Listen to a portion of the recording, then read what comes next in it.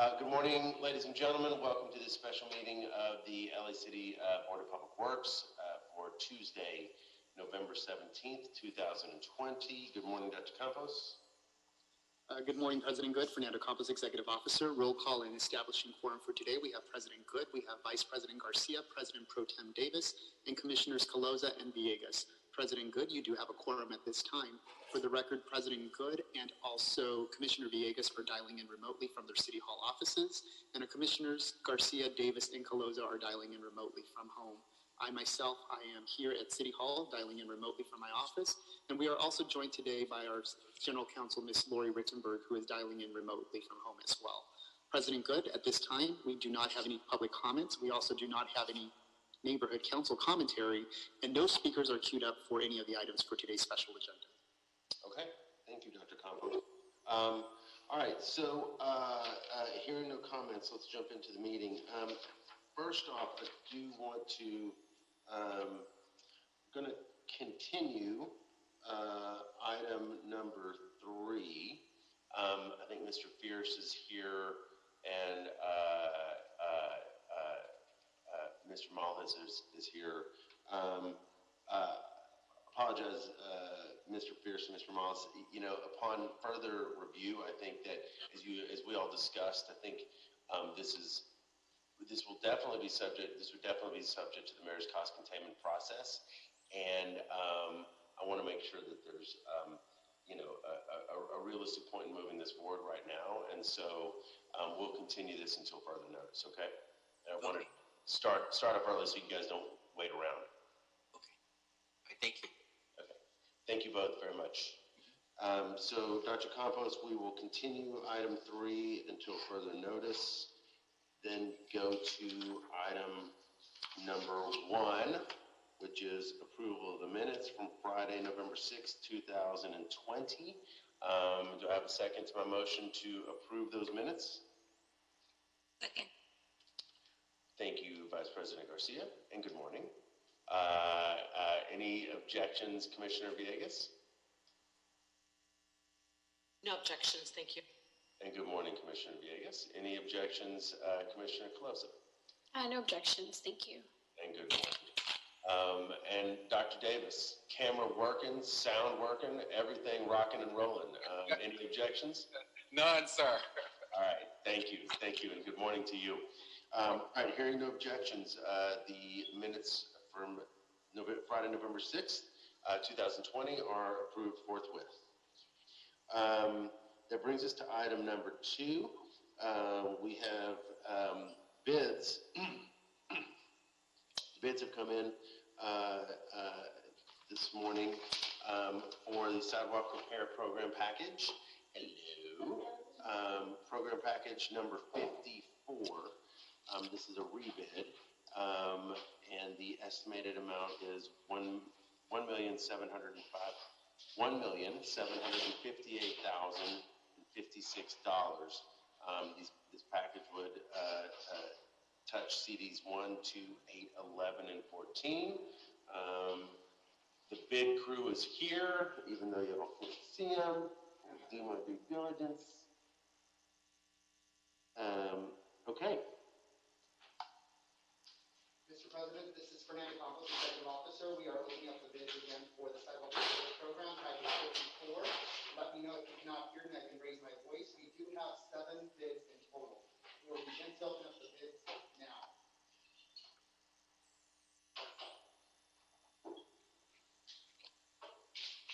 The first bid is from CS Legacy Construction Incorporated for a total bid amount of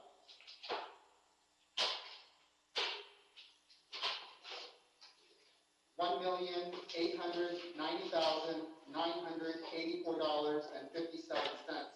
That's $1,890,984.57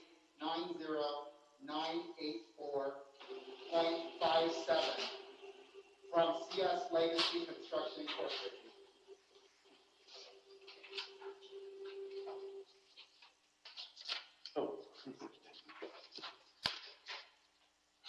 The second bid is from Alameda Construction Services, Inc. for a total bid amount of $1,744,985.50. That's $1,744,985.50.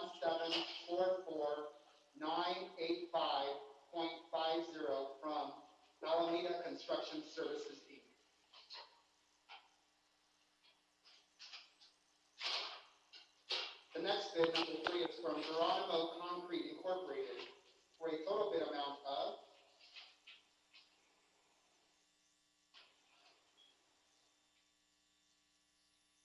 $1,536,756.17. That's 1536756.17 from Geronimo Concrete Incorporated. The next bid is from Access Pacific Incorporated for a total bid amount of $1,657,943 even. That's 1657943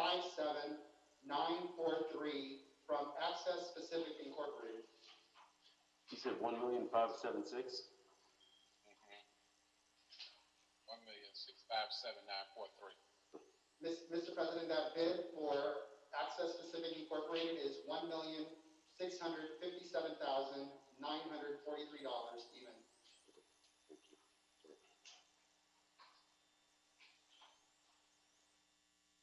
The next bid, number 5, is from Axiom Group for a total bid amount of $1,905,840.70. That's 1905840.70 from Axiom Group.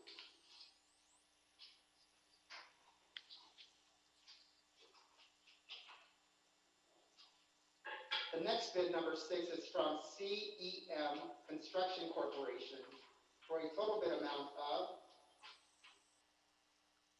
$1,641,353.50.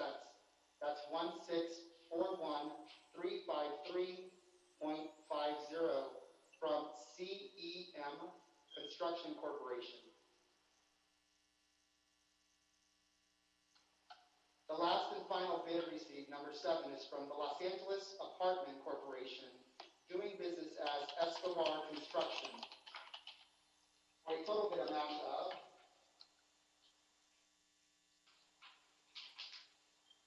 $1,833,676.76.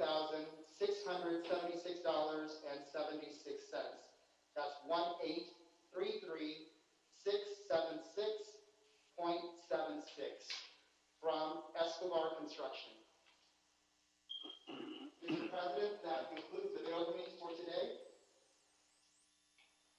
Thank you, Dr. Campos.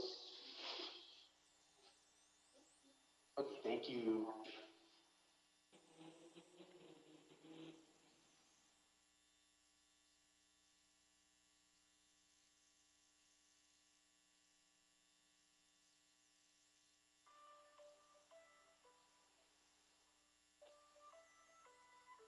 All right, colleagues, do I have a motion to receive the bids? I'll move. Thank you, Commissioner Colosa. Do I have a second? Second. Thank you, President Pro Tem Davis. Any objections, Vice President Garcia or Commissioner Villegas?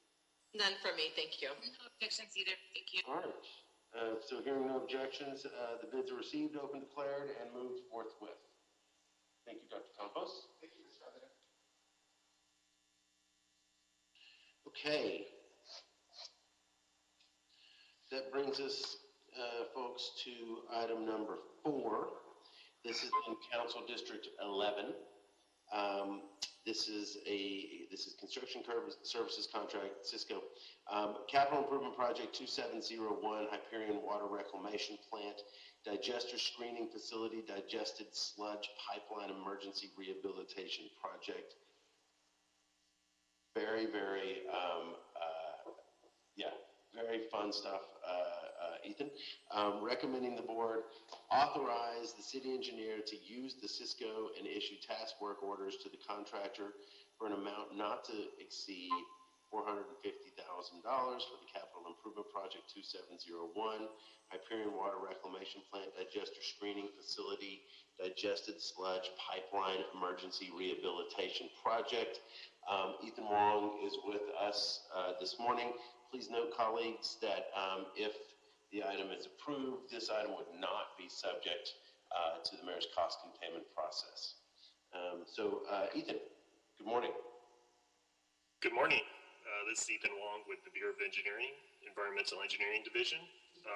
So the project before you is part of Hyperion Water Reclamation Plant's high-rate two-stage digestion process. So in the digestion system, there's 16 egg-shaped primary digesters and 4 secondary digesters. So what happens is sludge is basically introduced into the digesters. Microbes basically digest the sludge, and from that, methane gas and digested sludge are produced. So the digested sludge is moved from the primary digesters to secondary digesters or batch tanks. And from those batch tanks, they are then moved by 18-inch diameter ductile iron pipe that transfers the digested sludge to the digester screening facility for further processing. So this pipe, this 18-inch pipe, has actually suffered a series of leaks. The first leak we discovered in April of earlier this year, and during the repair of that, we initiated some smaller Cisco projects to take care of the leaks and repair the piping. While doing that, we discovered another leak in July on the same 18-inch, and in the process of repairing that, we also noticed that there's a 12-inch diameter process water pipe that is also leaking, which is in close proximity to the 18-inch.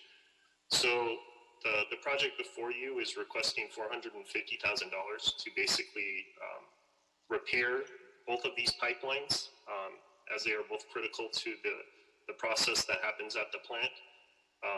So we would be repairing 170 linear feet of the 18-inch diameter ductile iron pipe that moves the digested sludge, and then 190 feet of the 12-inch ductile iron water process pipe. And so with that, I'll be happy to answer any questions regarding this item. Thank you, Mr. Wong. Any questions, colleagues? We'll start with Vice President Garcia. Good morning, everyone. Ethan, good morning. Thank you for your report. I actually do not have any questions. Thank you. Thank you, Vice President Garcia. Any questions, President Pro Tem Davis? No, it's a very clear report, and obviously repair is of paramount importance, and I support the motion. Thank you, President Pro Tem Davis. Commissioner Villegas? I just have a few questions just for clarification. Ethan, if you could let me know, I know you're going to be making the repairs and that's what's before us today. Do you know what's causing the corrosion? What is, is it from our sledge, or is it just wear and tear, or is it the type of metal that we're using for this pipe? So the age of the pipes is roughly 30 plus years. We don't have an actual age, but so the pipes are pretty well aged. Our suspicion is that there's probably the corrosion happened because of some chemicals that leached into the soil in that area. There is a chemical scrubber that scrubs foul air from a facility close by to where we discovered the 2 leaks. So that is our suspicion. So we're going to remove all of the soil in that area when we replace the older pipes. We're going to basically bag the pipes with plastic and then slurry backfill, so to basically encapsulate the pipes, so to prevent any further corrosion in the future. Thank you. That's very helpful. I just was curious to know what's causing something like that. Seems like it was an isolated incident, but perhaps this BMP that you're going to be starting will help in the future. Yes. Yeah. Thank you. Thank you. Thank you, Commissioner Villegas. Commissioner Colosa. Thank you, President Good. I have one question for Ethan, but mostly because I thought it was an interesting fact that came up in our briefing that I thought really highlights the urgent necessity of this project. But Ethan, can you tell everybody how are we cleaning the sludge right now since these pipelines have corroded? Oh, so what happens with the digesters? Obviously, like this is the one pipeline that carries the sludge to the digester screening facility. So obviously, if there's a leak, we have to jump on it and repair it immediately. So the existing pipe is still carrying the digested sludge to the digester screening facility currently. So yeah, I mean it's critical that we repair when there is a leak. We did when we discovered both leaks, we jumped on it and immediately dispatched a contractor to repair those leaks. Obviously, those are temporary repairs, and what we're doing would be basically that permanent repair of the entire length of pipeline. Because of this is such a critical pipe, we need to do that, and this project will facilitate basically the repair or rehabilitation of the full line. Did that answer your question, Commissioner? You did, definitely. And I think one of the things you mentioned in the briefing too was that someone was also cleaning the sludge manually, which is a horrible thing to think about, that a contractor has to be doing this by hand. So I think just magnifies how important this is, and definitely want to get it expedited through the process.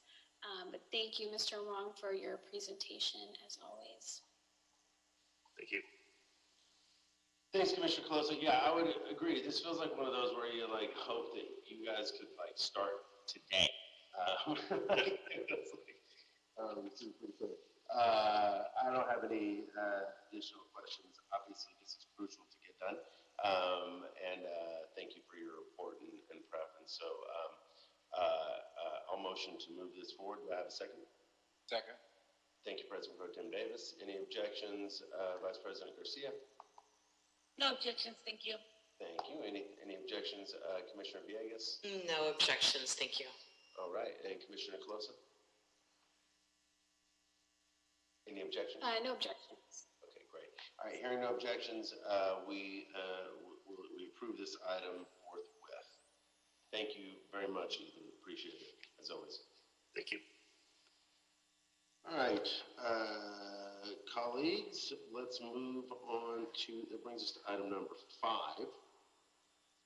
Item number 5 is amendment number 10 to the Joint Powers Agreement with Southern California Coastal Water Research Project, recommending the board approve and forward this report with transmittals to the Mayor and City Council with the request that the Mayor and Council approve the intent and objectives of the proposed 10th amended Joint Powers Agreement, herein known as the Southern California Coastal Water Research Project. The city's share of funding will not exceed $2,734,204 and authorize the Director of the Bureau of Sanitation to execute the 10th amended JPA. Mahesh Pujari is with us today from LA San. Good morning, Mahesh. Good morning, President Good and commissioners. I'm here to present our City of Los Angeles Joint Powers Agreement with Southern California Coastal Water Research, called SCORE.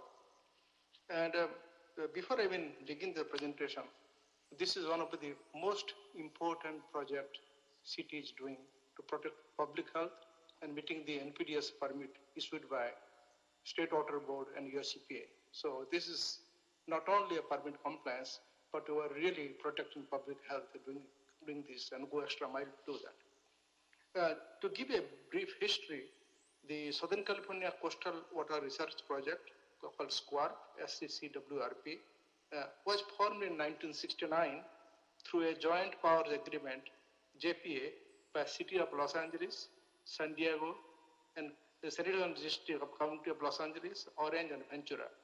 And after that, we have renewed our relationship, we have renewed our contract, and so that we can jointly work together to meet the US EPA and state water board's requirement. So let me tell you why a little bit, why you are doing this. So when in the city of Los Angeles, out of 4 water reclamation plant, Hyperion, the largest, and also the Terminal Island, we are discharging to Santa Monica Bay and LA Harbor. So not only we have the permit, but we have a responsibility that what is the impact of the pollutant we are throwing to the ocean on the biological impact, chemical impact, local habitat, and we have to evaluate this. And in our NPS permit issued to the city of Los Angeles, State Water Board and US EPA mandated that we must have to participate in some sorts of research project with the SCORE to understand the impact of the wastewater discharge to the ocean. And if we don't participate to this project, we have to do in-house development. We have to hire scientists with advanced degree. We have to buy equipment, and it will cost millions of dollars. But the joint agreement what we have with all the agencies working together, we spend roughly over $500,000 a year and get all the requirement, meet the requirement of EPA and State Water Board. And in fact, we get more out of it than exactly what we need. So we have been going through this amendment after amendment, and we are now 9th amendment the last year, and which already participating, we have paid. So I'm not requesting fund for this fiscal year, but this presentation I'm making it, that is for next fiscal, 5 fiscal years, 21-22 to 25-26. And in this 10th amendment, the agency will be will be City of Los Angeles, Orange County Sanitation District, City of San Diego, County Sanitation District of Los Angeles, and also Ventura County. So we are all together in a joint effort to get the mission of the discharge of wastewater monitoring to Santa Monica Bay and LA Harbor. I'm requesting this, requesting for funding of $2,734,204 for 5 fiscal years, and is approximately costing little over $500,000 a year.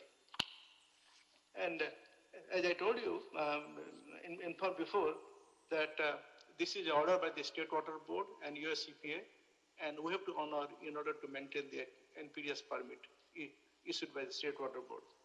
And this is kind of a research project, and the research project really emphasizing on source, effect, and fate of the pollutants we are sending to the ocean. And this is much important for us to understand that under the Clean Water Act, what impact we have on the water bodies, which is owned by the federal government, and we have to comply the monitoring aspect, and we have to provide the report to US EPA and State Water Board to continue our NPDES permit. So it is a mandatory requirement, but it has got good scientific and value for the public health. Thank you. Thank you, Mr. Pujari. All right, colleagues, let's open up conversation. Start with Vice President Garcia. Thank you, President Good. Mahid, question. Didn't this come to board not so long ago? Or an element like this? Well, Commissioner Garcia, time flies. We came 5 years back. No. Time flies. We came 5 years back. We're back after 5 years. Okay, maybe I'm confusing it then, but I was sure I could remember this already. I must present it similar with the LA River or something like that, but we Probably. Yeah. I'm always there are other projects. Thank you. Yeah. Okay, fine. So, question is, the 2.7 that we have allocated or today discussing, is that the same amount you're saying we renew this every 5 years? No, that's a good question. The 9th, we are talking about 10th amended JPA today. Okay. Let me look at it. The 9th JPA was 1.8 million, roughly 1.9 million closely. And this is because that every 5 years when you renew with all the agencies, sit down together, and we always give slight increase, cost increase to the project. So the ninth JPA was $1,850,200, whereas the 10th JPA will be $2,007,034,204. And Okay. this is not agreed by us, it's agreed by all the signatories, all the agencies. They met together and reached this agreement for the next 5 years. Okay, and so just to clarify for myself, the 2.7 is for the next 5 years? Next 5 years. Okay, okay. Yeah. Okay, that makes Fiscal a year little- 21-22 to fiscal year 25-26. Okay, I got it. Okay, those are all my questions. Thank you. Thank you, Vice President Garcia. President Pro Tem Davis? Or did we lose Mike? Looks like we lost him for a second. I'll go to Commissioner Calosa. Dr. Campos, are you able to reach out to President Pro Tem Davis? I'm in the process, yes. Thank you, sir. Commissioner Calosa. Thank you, President Good. Thank you for your presentation. I had a question about the funding for the other agencies involved. So what is the total amount of funding that is going to be given to this governing body as the total budget, and then what is the share of these other agencies relative to the, I'll just round the number, $500,000 that LASAN will invest every year? Thank you. Well, this agreement, when the commissioners they meet, they come to an agreement what is the total cost of this project, called Squads project, JPA, and they all agreed that this dollar amount is evenly distributed to all the agencies participating. So Orange County, Ventura County, LA County, they exactly pay the same dollar amount for the next 5 years.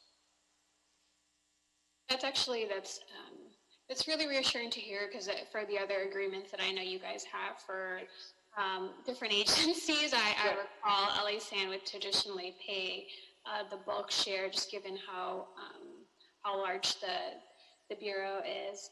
So, and then just curious, these additional agencies that you added on board, the EPA, the State Water Resources Control Board, are they also investing into this governing body, or is there participation mostly for coordination?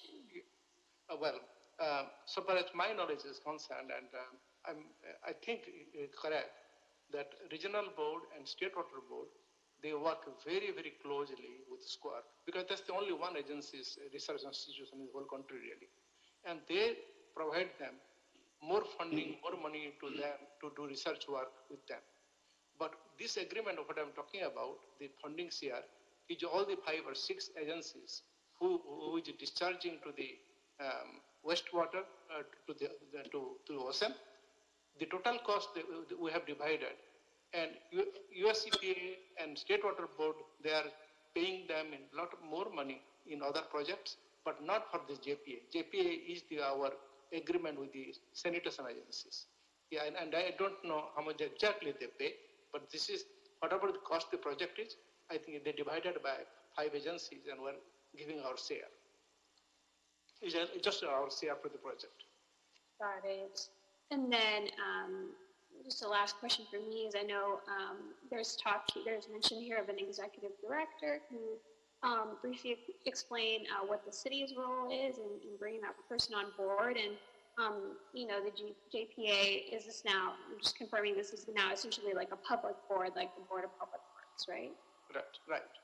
It is a 14-member commission board, and they meet regularly, they plan, and what they're going to do, and it is approved by their commission. But the basic thing is that whatever the NPDES permit is telling us to do in order for our Hyperion and Terminal Island to operate, our fundamental goal is that we must meet the requirement in a cost-effective manner. So that means if we suppose do the work here, what they are supposed to do, first of all, we cannot do it. We don't have the resource. And even if we try to do it, it costs a lot of money to us, not possible. So if you take this route and working with other agencies like Orange County, LA County, working together, we get much more than our permit is telling. And also, you work for today and work for tomorrow and the future for protecting public health. So between that, we are looking, City of Los Angeles is looking really our interest in the program. And are we getting our interest solved or getting at the cost-effective manner? It is yes. I said last question, but this is really my last question. Oh, sure. Is that the authority of this commission and this board, this would just supplement the authority that the Board of Public Works has, right? It would not take place of. Because you guys also come to us for certain authorities when it comes to, the work that you do around public health and the water. You're absolutely correct. Okay. Thank you. Thank you, Commissioner Colosa. Commissioner Villegas. Thank you. I really appreciate your report. It was really thorough. And I appreciate the board letter as well. I'm familiar with this just since my work with LA County. We work closely with SCORP in the past. Just wanted to see, if you could just elaborate a little bit more. I've gone on their website in the past, but since we are participants in these studies, how are they released? How are they shared with the public? Oh yeah, good. Thank you for asking this question. Thank you. Actually, when we started that Byte project, we said that we go to the ocean. Byte means, meaning of it's a banned piece of land. And our Santa Monica Bay, all the things, a banned piece of land. So we started the monitoring the impact of the pollutant from the point of consumption near the Ventura County all the way to the city of San Diego. It is an amazing piece of land.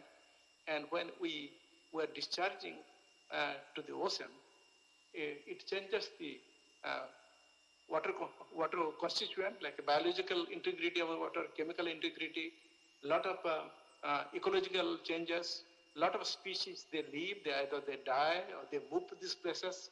So, believe me, scientifically, are we doing harm or are we doing benefit to people?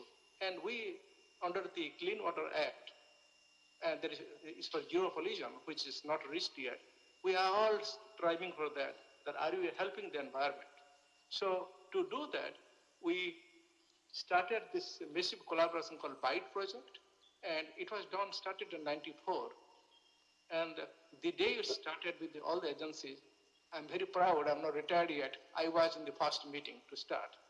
And that was, we started the project like that, and we have every 5 years do another Byte, and now we're doing Byte 18 until Byte 23.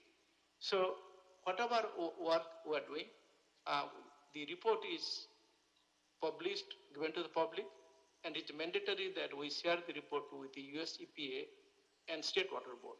So it is really a public activity, it's a public document, and nothing to hide here. But another thing you asked me, I'll answer you. A lot of time US EPA and State Water Board, they don't know what they're going to do in the future. We tell them what to do in the future. That's the key role we play as a scientist. So we go do all the work, and when we provide the report, they learn more from our report than they tell us. So they review the report, and they decide, oh, this is the way to go. Next 5 years, let's go this direction. It is really a win-win situation scientifically, and this is transparent public record. Anybody can go to the web and see it, what we're doing. Thanks. I only ask because we always have a lot of nonprofits like Heal the Bay, Surfrider Foundation. Oh, yeah. Always on us and doing their annual report cards on our beaches. Oh, yeah. So just for the public to know that these are available Yes. for review, and it's science based. It is just a public information, and believe me, that without this putting hands together with all the agencies, Commissioner, no way we can do it. I think it is less investment and more gain really. And this relationship will continue forever, I believe. Thank you. I have no more questions. Thank you. Thank you very much, Commissioner Villegas. So it's a really substantial organization. clearly does a lot of work. And I'm struck with, I mean, this is a JPA from 1969. So this is basically, again, we're not voting on money. We're voting on the extension of the contract, which is essentially money.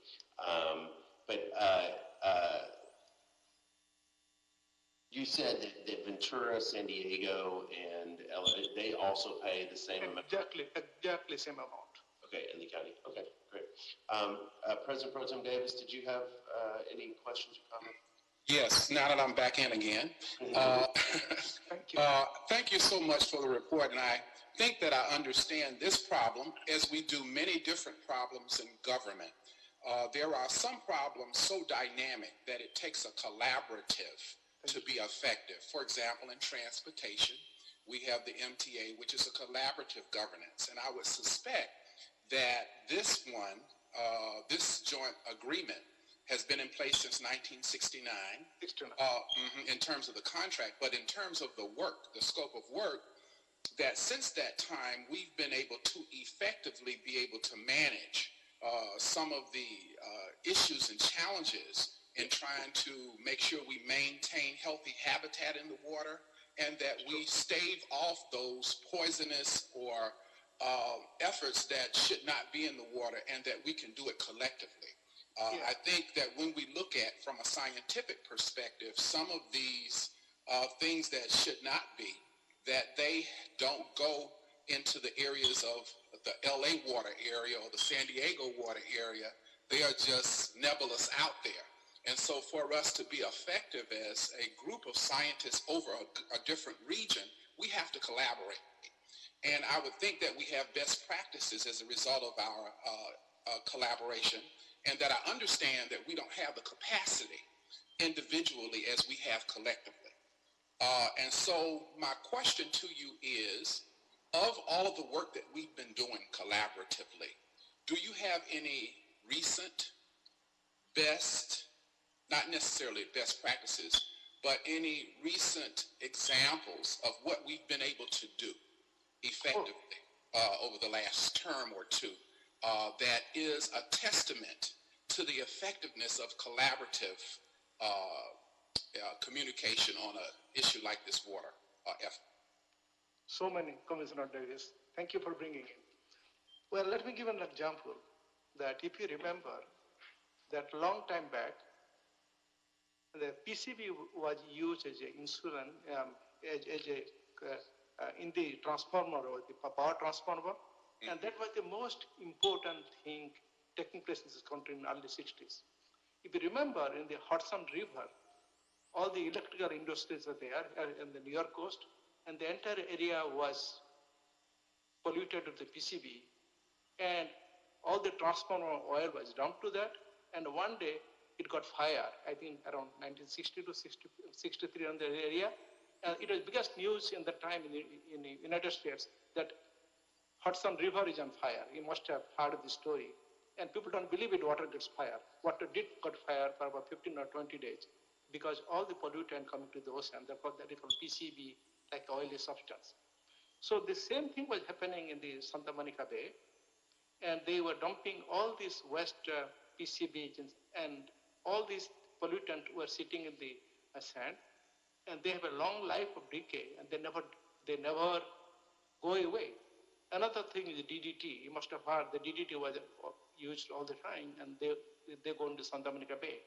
So over the time, we are able to understand what is the impact of those DDT and PCB in Santa Monica Bay, periodically monitoring for last 20 years, and we're able to prove two things, that the DDT concentration and PCB concentrations are decaying, and that is improving the habitat of the Santa Monica Bay. Another thing we have learned that through the science, that all the polychlorobiphenyls which they were dumping, people thought that they are all carcinogenic. They are not carcinogenic all. So we had a wrong information. But now, through the science and all this project, we were able to identify some congeners, specific compounds of PCB that are cancer promoter. Like this, we have understood many, many unknown things, and do you think we know everything? No, we don't know everything. We have years to go. But whatever we know till to date, it has helped public health and is supporting improving the environment. Great. I think that we've developed a very significant and essential college of scientists from our region to be able to confront the problems that we have that include unnecessary, pollutants, period, that should not be there. And hopefully, as a result of our work, we've been able to, in many cases, collectively together, protect many of the habitats of marine animals in that area as a result of the work that you have done. So as a result of that, I think that the request here is a very small price to pay, because we are much more powerful collectively than we ever would be individually confronting a problem like this. So I strongly support this motion because of that. Thank you. Thank you, President Pro Tem Davis. All right. My questions have all been answered through the deliberations, so thank you, Mr. Pajari. Do I have a motion to approve? So moved. Thank you, President Pro Tem Davis. Do I have a second? I'll second that. Thank you, Commissioner Villegas. Any objections or additional questions, Vice President Garcia? None for me, thank you. Okay, and Commissioner Coloso? None for me, thank you. All right. Given that this is not a request for funds for 2021, this won't go through the cost containment process, and hearing no objections, the item is approved forthwith. Thank you, Mr. Pajari. Thank you, Commissioners. Thank you. All right. All right. Mr. President, Fernando Campos here, for clarity, it will not be sent to the mayor's office for cost containment. However, it will be sent under 83 to the mayor's office. Right. It'll go through the regular CAO process. Right. Yes. Thank you. Thank you. Thank you. Thank you, Dr. Campos. Thank you, Mahesh. Thank you. All right. Colleagues, that brings us to item number 6. This is amendment number 2, task order solicitation number 84 and budget increase, Larry Walker Associates, Inc. Recommending the board, 1, authorize the director of the Bureau of Sanitation or his designee to issue amendment number 2 to toss SN-84 to Larry Walker Associates, Inc., increasing the total budget authority from $2.35 million, which included a 16.6% contingency, to $3.15 million to provide Bureau of Sanitation specialized services, as needed monitoring, data management, assessment, and acquisition of specialized equipment to perform monitoring for the coordinated integrated monitoring programs of the 2012 municipal separate storm sewer system permit and watershed characterization on behalf of the watershed protection program. 2, approve an amendment to the statement as to funds to reduce the amount of remaining stormwater pollution abatement funds, fund number 511, allocated for TOS SN-84 from $1,175,000 to $945,000, a reduction of $230,000, and to increase the amount of sewer operations and maintenance funds, fund number 760, from $1,175,000 to $2,205,000, an increase of $1,030,000, resulting in a ceiling increase of $800,000. 3, authorize the director of Bureau of Sanitation or his designee to issue a 24-month contract extension effective November 4, 2020 through November 3, 2022. This item would be, if approved, subject to the mayor's cost containment process. John Ball and Trenton Nagai, I'm sorry, am I saying that right? Tierney, it's good. Tierney, I'm sorry, Tierney, Okay. are here with us from sanitation to present, and so why don't y'all jump into it? Thank you. Well, thank you, President Good and members of the board. My name, as we just established, was Tierney Nika, and I'm an environmental supervisor in the Watershed Protection Program of LA Sanitation and Environment. As President Good explained, we are seeking approval to authorize amendment number 2 to TOS 84, which falls under the LA SAN on-call contract for technical support services. This amendment would increase the ceiling as well as reallocate funding from the stormwater pollution abatement to sewer construction maintenance, resulting in an overall budget increase of $800,000 and extend the contract duration by 2 years. LA Sanitation is responsible for fulfilling the monitoring requirements for the city's stormwater permit, or the MS4, on behalf of 29 other agencies. The City of Los Angeles leads 5 of watershed management groups for these programs. The projects are called Enhanced Watershed Management Programs, and the monitoring is called Coordinated Integrated Monitoring Programs. We're able to perform such a large-scale monitoring through all the collaboration with the other cities. We contract with the agencies to perform these monitorings, and we are actually reimbursed by the cities for performing these services. Contract support is critical to fulfill these obligations on an ongoing annual basis due to the nature of the work. Additional teams are needed during peak demand events, such as rain, which doesn't follow business hours. It comes whenever it wants to come, and to supplement in-house staff. Additionally, highly specialized expertise is needed to perform complex statistical analysis on the data collected from the samples, as well as expertise to service the monitoring stations in confined spaces, which in-house don't have the appropriate certification. Additionally, the Water Regional Board is in the process of drafting a new permit for 2020 that has additional monitoring and reporting requirements. And if we are unable to perform this work, we could be in violation of the stormwater permit, open the city to third-party lawsuits, as well as miss out on the reimbursement and collaboration with all the other agencies and put the city in breach of contract. Larry Walker and Associates Specialized Services have helped the city comply with the 2012 stormwater permit since 2015. In order to get the best value and maintain a continuity of service, we have chosen to amend the original contract as opposed to starting a new one. Larry Walker Associates has an intimate understanding of water quality monitoring requirements and has assisted in developing the monitoring plans that are used to stay compliant with the permit.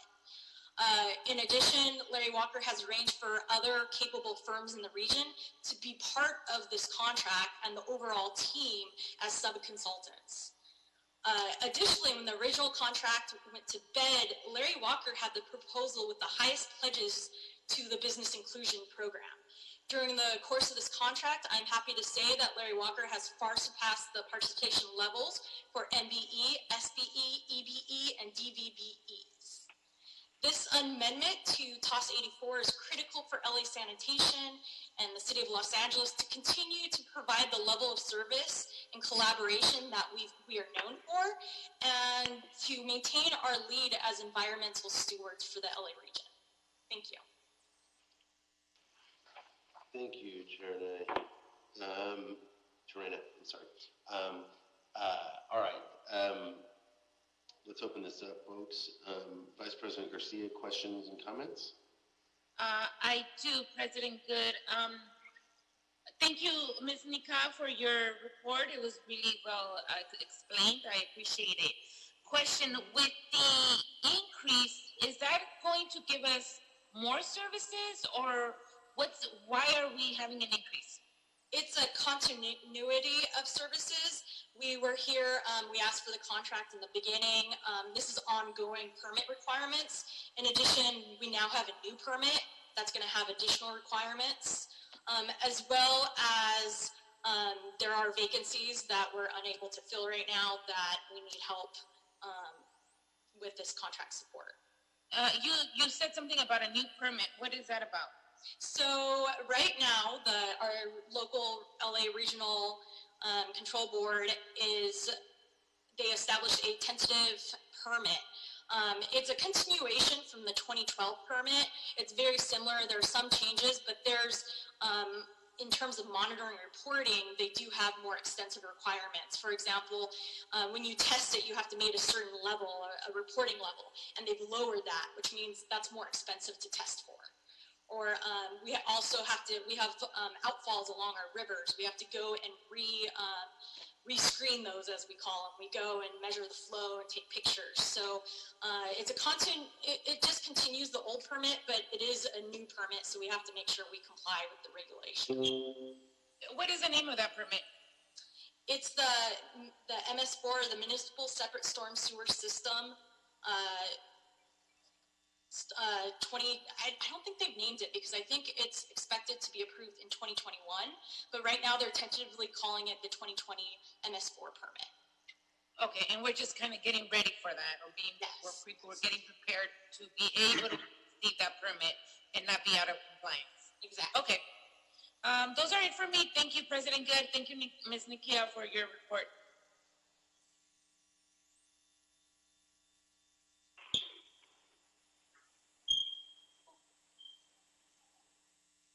Quick clarifying question, Trina. The new MS4, we expect it to drop when? Yes, it does keep changing because delays happen and stuff, but as of right now, the last I've heard is in spring of 2021, subject to approval by their board. Okay, all right, thank you. President Pro Tem Davis. Thank you, Trina, for a great report, very detailed.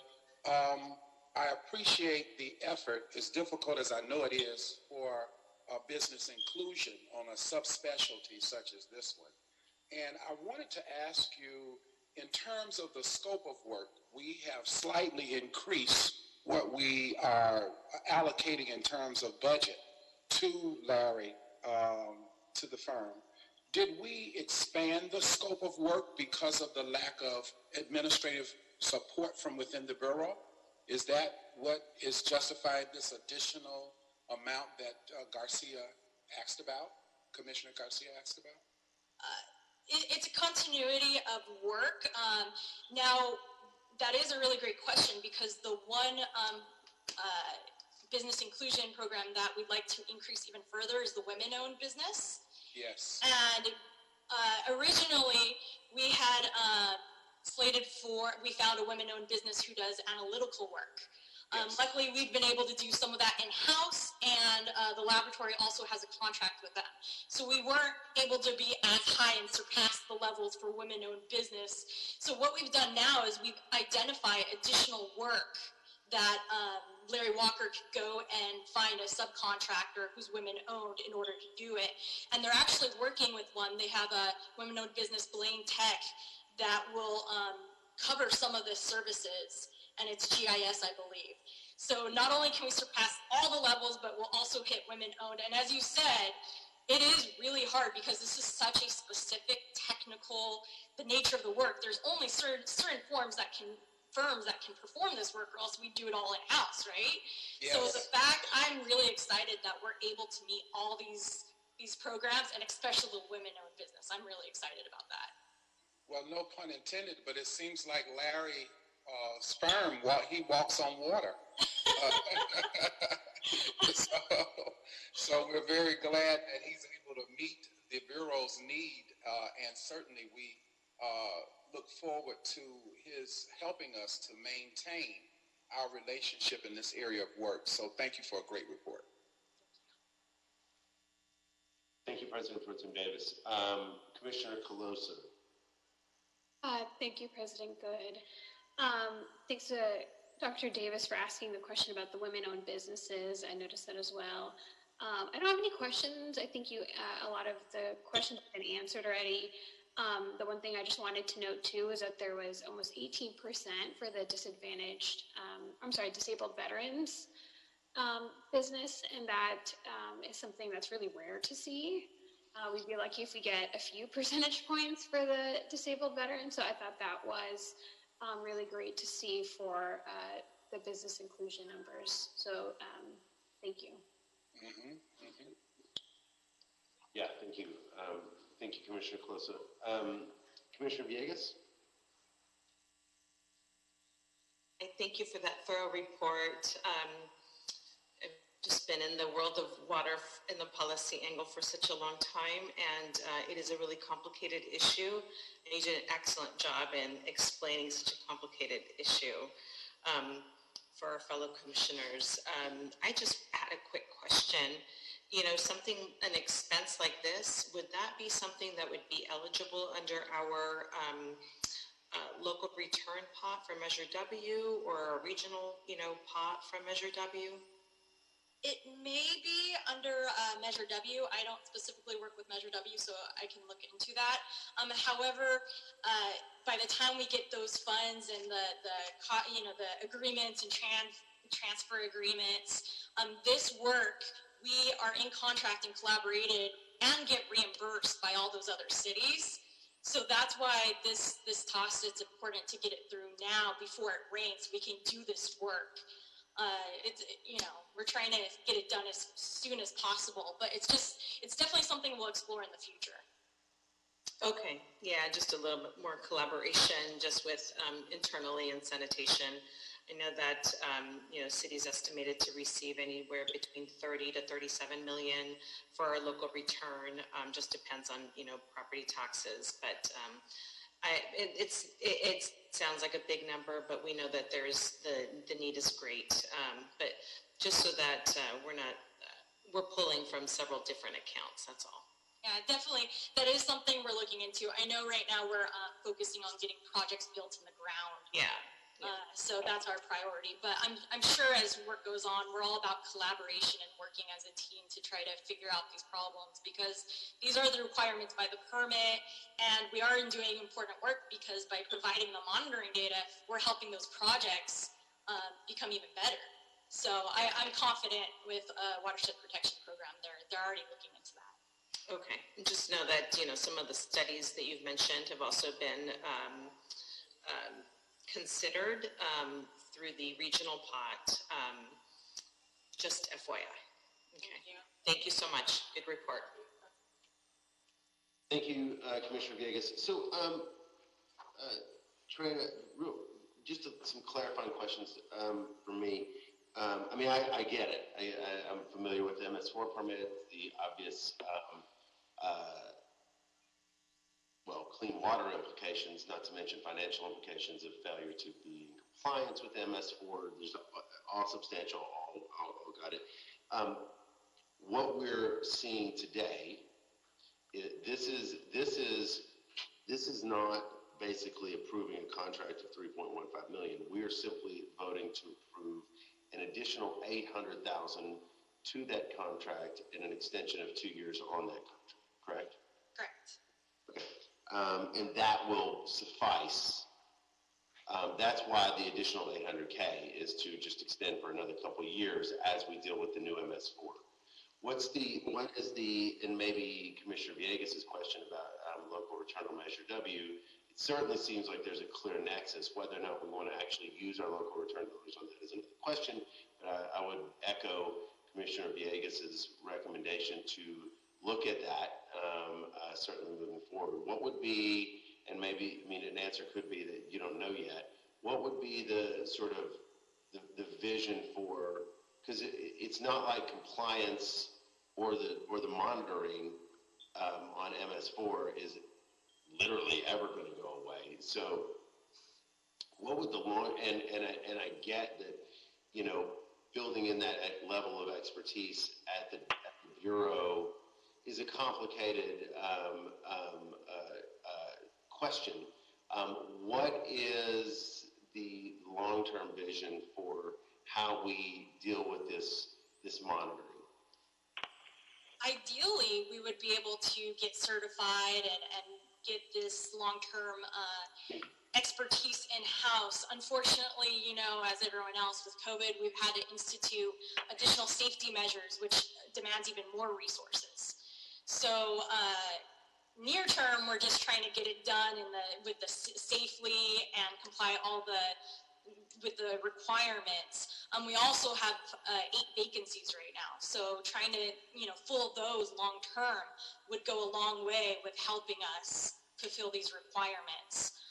Beyond that, I could go on my personal vision for the city, but I wouldn't want to speak for any of my managers or execs. So beyond that, I really hope our personal group, we have great staff, and to get them more up to speed, unfortunately, the nature of the work, unless we start a new position of statistician or anything like that, I will still need minimal. I'm trying to minimize the amount of contract support as possible, because the goal is to get everything as much as possible in-house.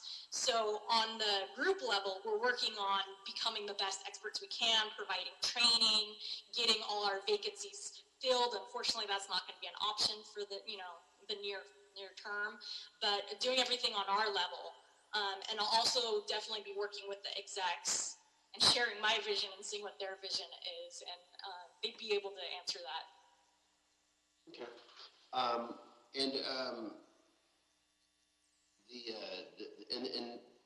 The process for reimbursement from the other 29 agencies. A, how much is that for? And B, just can you unpack what that process is really quickly? Yes. So I believe about a few years ago, as I'm sure it's come to you or the city council, we have these MOAs with the 29 other agencies separated by watersheds. And about, I'm looking at the total cost over 5 years is about $15 million to do all the monitoring for all the watersheds. So as you know, we're only asking for $800,000 here. So about $3 million per year. Our share is about 60%, and we get 40% reimbursed, which is, for me, is exciting that I can bring money into the city. So, yeah. And it's done by invoicing through FMD, through our financial management division, according to our contracts and the terms laid out in our MOAs. So our obligation, if it's 60% of 3 million, so then our obligation is actually 1.5, 1.6-ish. This 800K is specifically for our obligation, even within that framework, and the reimbursements for the remainder of up to 1.6 or whatever it is. The work performed by this contract will be a mix. So some of it will be reimbursed. The majority of our portion we pay by doing in-house. That's why we've asked for staff over the years, and hopefully we can fill those vacancies as soon as we're able to. And then that fulfills the city's obligation, that portion. So I don't have to ask for money. So I don't want to belabor this. So the point though is that of the 800K over the next 2 years, will that be reimbursed, or that's a potential about 40,000 or 40%. I'm sorry. Okay. I see. Okay, that's clear.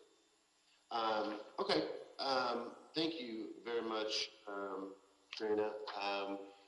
Yes, Commissioner Villegas. Just minor question. I see that you're using the Stormwater Pollution Abatement Fund to pay for this. Do any reimbursements go back into that same fund? It should be. All the money goes into our financial management division, invoices, so they get the money, and I'm sure they deal with it appropriately. Replenish the special funds. Okay. Thank you. I would assume that would have to go back to the special funds. Yeah. Okay. Thank you, Commissioner Villegas. Okay. That's all I have. Do I have a motion? Thank you. Do I have a motion to move the item forward? So move. All right. Second that. Thank you for the second. Any objections or questions, Vice President Garcia? No objections on my side, thank you. Thank you. Any questions or objections, Commissioner Colosa? None, thank you. All right, so I have a motion from President Pro Tem Davis to move this item forward as amended, subject to mayoral approval, cost containment approval, seconded by Commissioner Villegas. With no objections, we will move the item forward forthwith. Thank you, Trina. Thank you, Mr. Ball. And y'all have great days. Thank you so much. I appreciate your time. And go hit the watersheds. Let's get these. Let's get the monitoring. Thank you. Thank y'all very much. Okay, colleagues, that brings us to item number 7, which is final closeout change order, change order number 1. This is in CD3 for Reyes Construction Inc., Los Angeles River Headwater Bikeway, Owensmouth Avenue to Mason Avenue project. Recommending the board authorize the director of the Bureau of Street Services to issue change order number 1, final closeout change order to Reyes Construction Inc. in the lump sum amount of $457,369.29 for settling any and all remaining expenditures owed to Reyes associated with the termination of the contract. It is painful to read out that item. Colleagues, you'll recall that we pulled out of this for a variety of reasons. Nasser El-Saheb and Victor Cortez are with us here from Streets LA. Good morning, gentlemen. Good morning. It'd be great, I think, if you could, just for, because at least for this old man, it'd be helpful for a little reminder of the context in terms of the precursor to this closeout. Okay, good morning, Mr. President. Good morning, Commissioners. Good morning, Bureau Representatives. This is, yes, like you, as you mentioned, Mr. President, we are requesting your board approval to issue the final closeout board report. Little bit background on this. Back in August 18, your board terminated the contract with RIAS due to unforeseen conditions related to environmental issues, primarily bird nesting, which was anticipated to cause significant delays to the project, which was not clear at that time the amount. And we came before your board and to advise and to recommend that it would be the best interest for the city to terminate and re-advertise this project, which we did. So after your termination, after your board approved the termination back in August 18, according to the general conditions of the contract, we owe RIAS termination cost because they spend efforts between the time of the notice to proceed until we give them the notice of termination. On June 25, RIAS submitted, after we gave them the notice of termination and your board approved the termination, they submitted request for compensation in the amount of $548,515. That's showing transaction number 1. We reviewed this termination claim cost in accordance with the contract requirements, general conditions 404, and the final negotiated amount was reduced to $457,369.29. Now, this final negotiated amount includes $312,657.55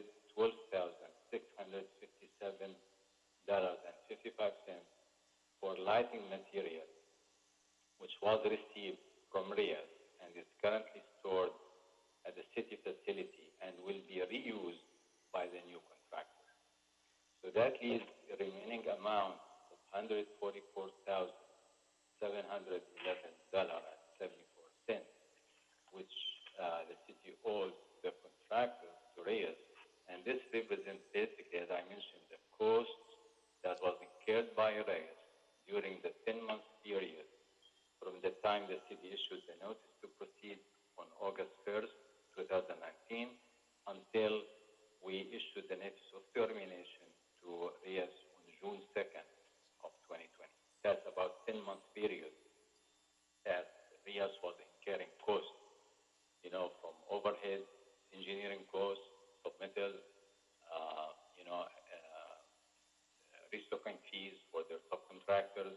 That comes to $144,000, as I mentioned. And we reviewed this extensively, and RIAS supported invoices, and we requested. We went back and forth with them a few times. They gave us all the supporting documentation, and city, we feel that this is fair compensation for terminating the cost. I know what you mentioned, President Good, about this is painful. Yes, it's painful, but we have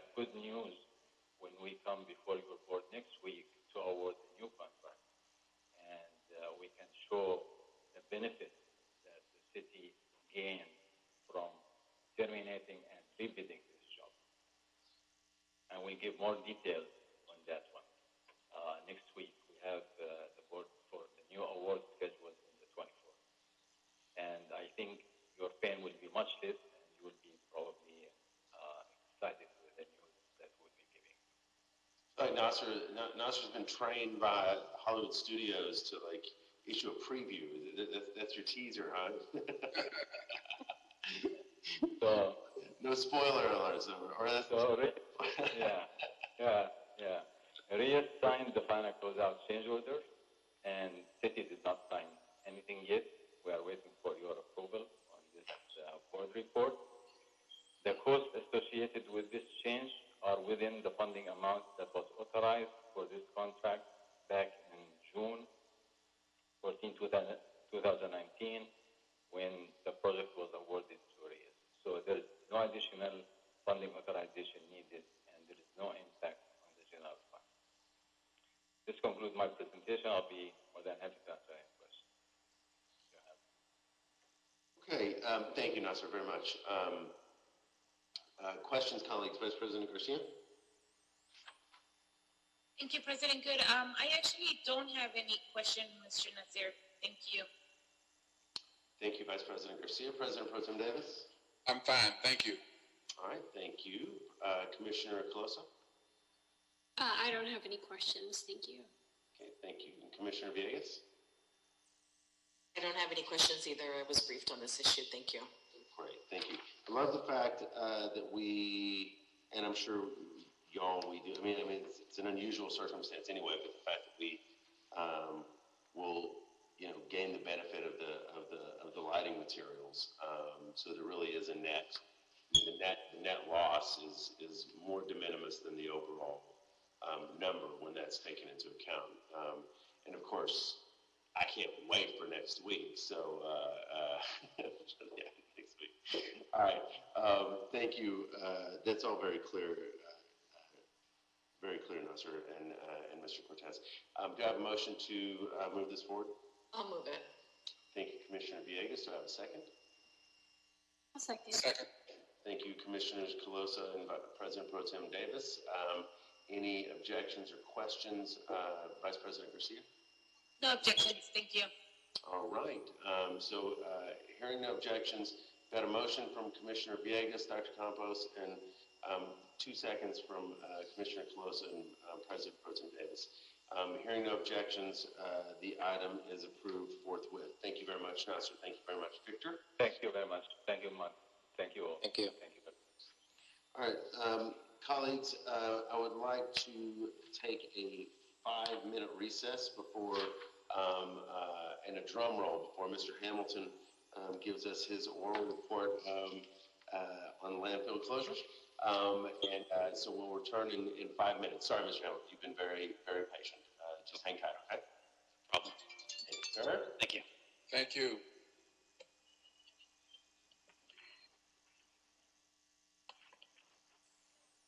I'm going to go ahead and stop the recording at this time. For those of you that are staying on the line, council audio line is still open.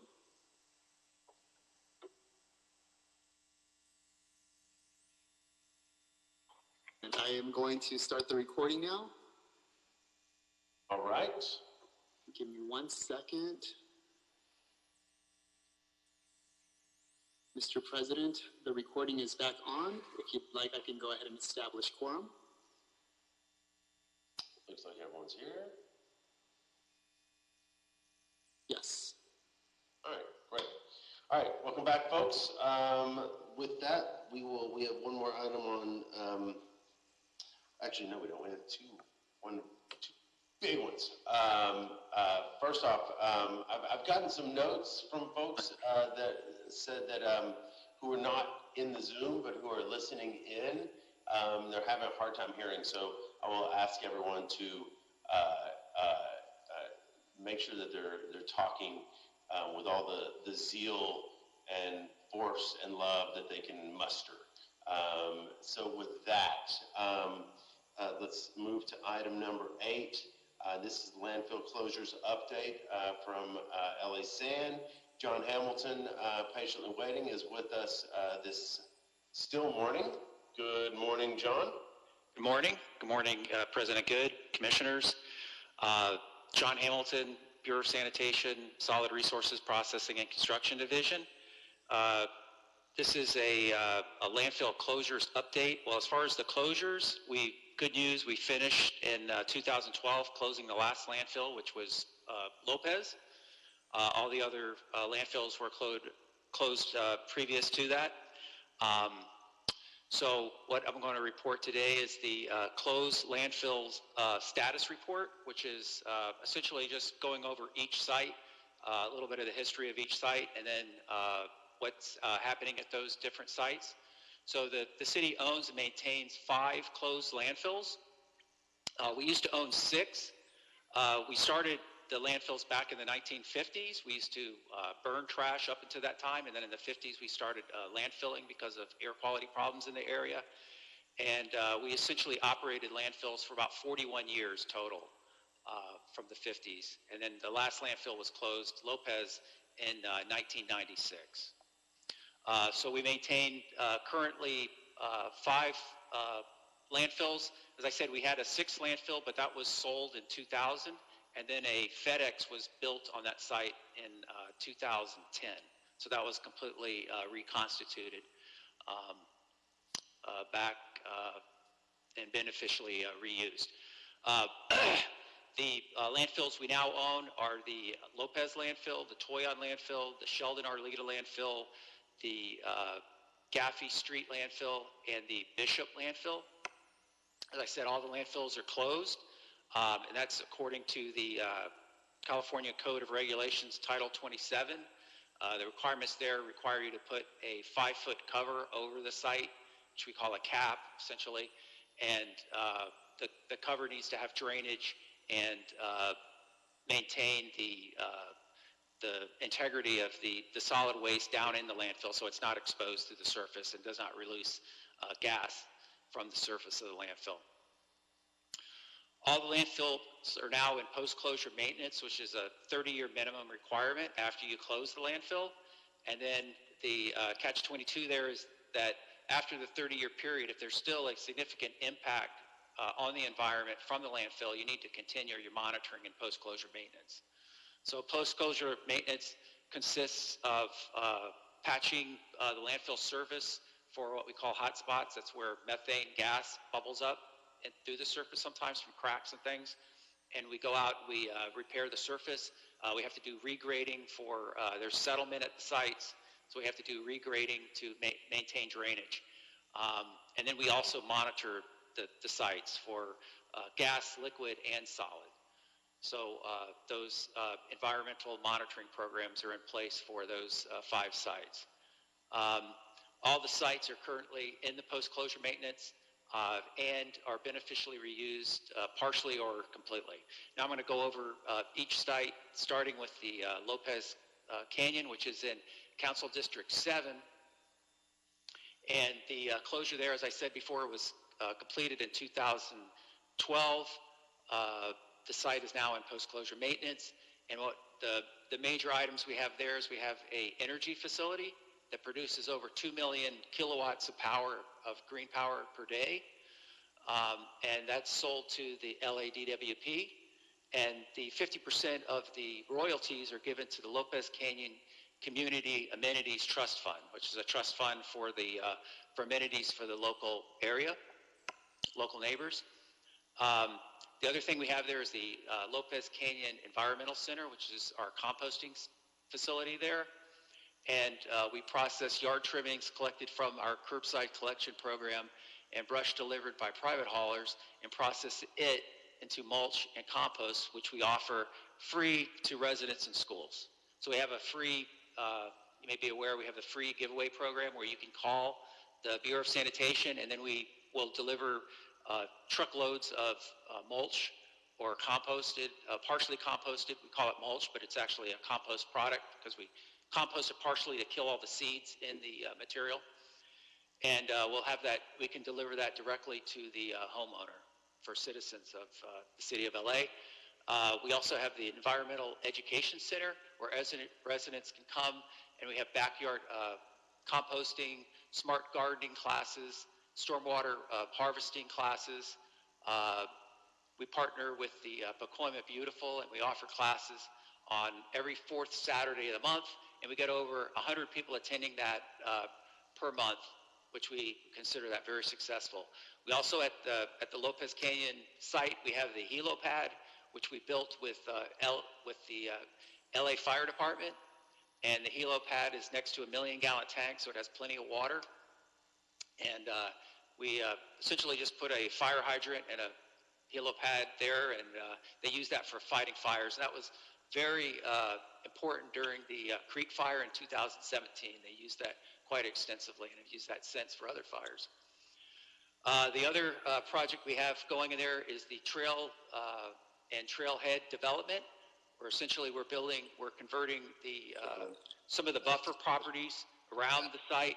We're converting that into a equestrian trail, and we are building a trailhead where people can park their trailers with their horses and then get their horses out. It's just a little area with a water fountain at the head of the trail, and the trail then goes back through the buffer properties into around the landfill. And we've worked closely with Council District 7, where the landfill is located, for developing those projects. And we also have the Lopez Canyon Green Space Improvement Project, which is a park, which is in front of the Lopez Canyon, which we are developing with the other divisions within Bureau of Sanitation and with CD7, so that it's more sustainable. The park's more sustainable and it's updated. So that's in front of the landfill. That's probably like a 4-acre park there. And then community outreach is very extensive there. We meet twice a year with the community. They don't create an Apple ID for And, people. oops. And we try to keep the community informed and involved through the semi-annual meetings and through calls and emails.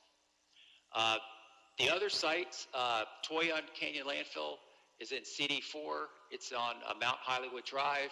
And there we've established a horse trail through that landfill. We are continuing post-closure maintenance.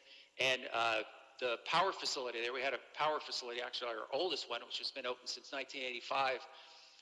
It shut down in January of 2017 because of the regulatory compliance of the engines. It couldn't meet regulatory compliance. So we're in the process now and we hope this year to install a 1 megawatt facility, and that's with a private company, 3 Phases Renewables. They're installing the 1 megawatt power facility, and that will be in the old power facility there, so we're excited about that. Sheldon Arleta, moving on to that landfill. This landfill is in Council District 6, has 5.5 million tons of refuse in it. A little bit smaller than Toyon and Lopez Canyon. It has a large recreational complex that's being constructed there at Sheldon, which is called the Cesar Chavez Recreational Complex. It's developing over the whole 40-acre site. We're in phase 3 of the construction there. About 9 acres of the site is a wilderness trail, which was built at the site. And we hope to begin construction on phase 3 of that project to completely convert that site into a park in the latter part of this fiscal year.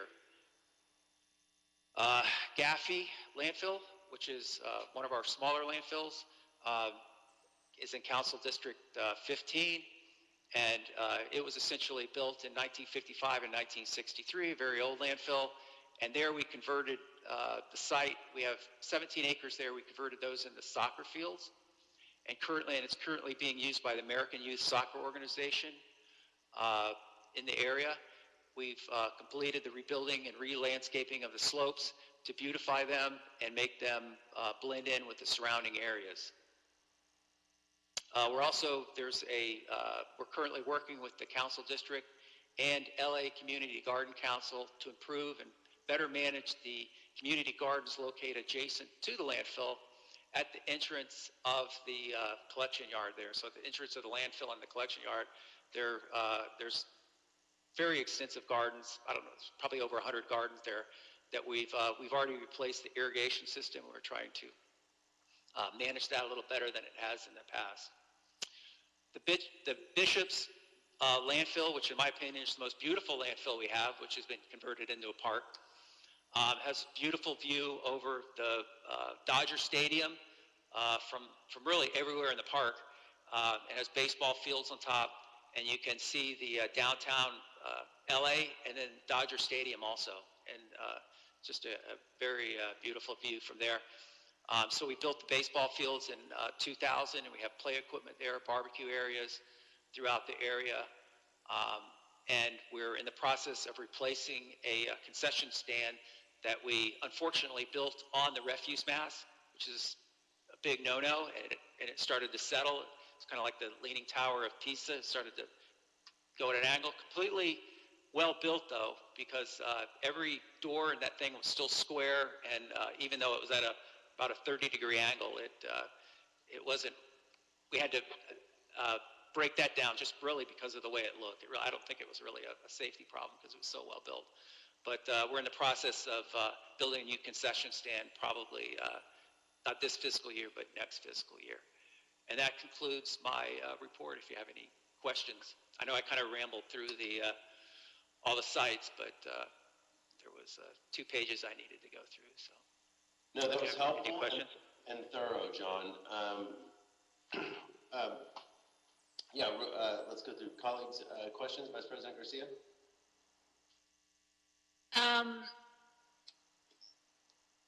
No, you were pretty thorough. Sorry, I had made some notes, but you covered them, so thank you for that.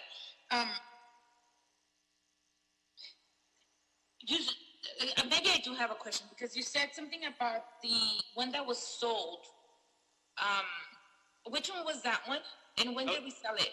That was the Brantford Landfill, and I'm just, this is from memory. I think we sold it in about 2000, and then it was actually a FedEx facility was built there, and that was where Osborne meets San Fernando. It's on that corner, and that's where the old East Valley Yard used to be. It used to be right next to there. Yes, I know exactly what you're talking about. It's here in Sun Valley, near my area. Okay. I didn't know that was a landfill on top of the FedEx. Good to know that. Yeah. Oh. Okay. That's all I really had. Thank you. Thank you for your report. You were good, Mr. Hamilton. Thank you, Vice President Garcia. President Pro Tem Davis. You're muted. Thank you, Mr. Hamilton, for your report. I wanted to ask, in terms of clarification, you mentioned the 15th district. We built a soccer field. What is the location of that particular landfill? Is that? It's off the 110 at the Gaffey. I think it's, what's the exit there? Gaffey exit. It's on Gaffey Street. That's in San Pedro, then, right? That's right. That's in San Pedro. Yes. Okay. All right. Thank you. Thank you, President Pro Tem Davis. Commissioner Coloso. Thank you, President Good. Thank you, Mr. Hamilton, for your patience. I always appreciate your report when we get to hear about, our landfill closures and an update on all the work that your team has been doing. I'm curious about the workers during COVID-19. If you could just quickly share how they've been doing. I know this industry in of itself, has a lot of challenges, but just wanted to understand if there have been anything worth flagging for the board since we last heard from you. So as far as our staff that's been going out to the sites and monitoring, they have not been affected at COVID at all because they have their own vehicles and they can isolate themselves in the field. So they've been doing all the landfill monitoring really, remotely without coming in contact with each other. And we just make sure when they come into the office, they stage into the office. So there are not too many people in the office at one time. But most of their field work is done during the day. So that has not impacted them at all. So we've been fortunate there. And as far as the construction crews, for our division, I don't believe they've been impacted either. I'll have to follow up on that with somebody, but as I've been hearing, I don't directly work with them, but I believe that they have not been impacted either. And at Clark's, we have not been impacted either because of the remote nature of the work. They're naturally, the spotters are kind of far away from each other, and that work has not been impacted either. So in our divisions, we've been very fortunate of having very minimal impact. Now, the engineering staff has been impacted in the offices. For instance, I telecommute 3 days a week, and then I come in 2 days a week. And that's been pretty much for our office staff. But I think we've been maintaining our work level, and everything's been going forward really about the same speed for us. I appreciate that, Mr. Hamilton. Thank you for the readout. I was just curious and always want to make sure that our staff are doing okay, especially those going out into the field doing, the heavy work of in-person interaction still. So thank you, and thanks for your work. You're welcome. Thank you, Commissioner Colosa. Commissioner Villegas. I appreciate the report from Mr. Hamilton. Thank you. That was really thorough. And it's good just to get that background information. I know just before the pandemic, I was slated to visit Lopez Canyon, but scheduling-wise, we weren't able to make it. So I hope to be out there soon. Maybe I'll just take a drive out on my own. But these landfills seem like they're moving along, and it's encouraging to see that we're, reusing our land. And I've, as a parent, I've obviously been to Bishop Canyon just for baseball games and things of that sort. And we actually did a PSA with the Dodgers out there as well. So I don't have any, questions. I'm just, I like the report that you gave us, and I look forward to seeing some of these landfills, soon. Okay, thank you. Yeah, landfill visits are fun. Thank you, Commissioner Villegas. John, a couple quick questions, and then let you guys get to work. The ongoing what do we call it? Post-closure maintenance. That's the jargon, right? That's right. Post-closure maintenance. How is that paid for? It's right now it's paid through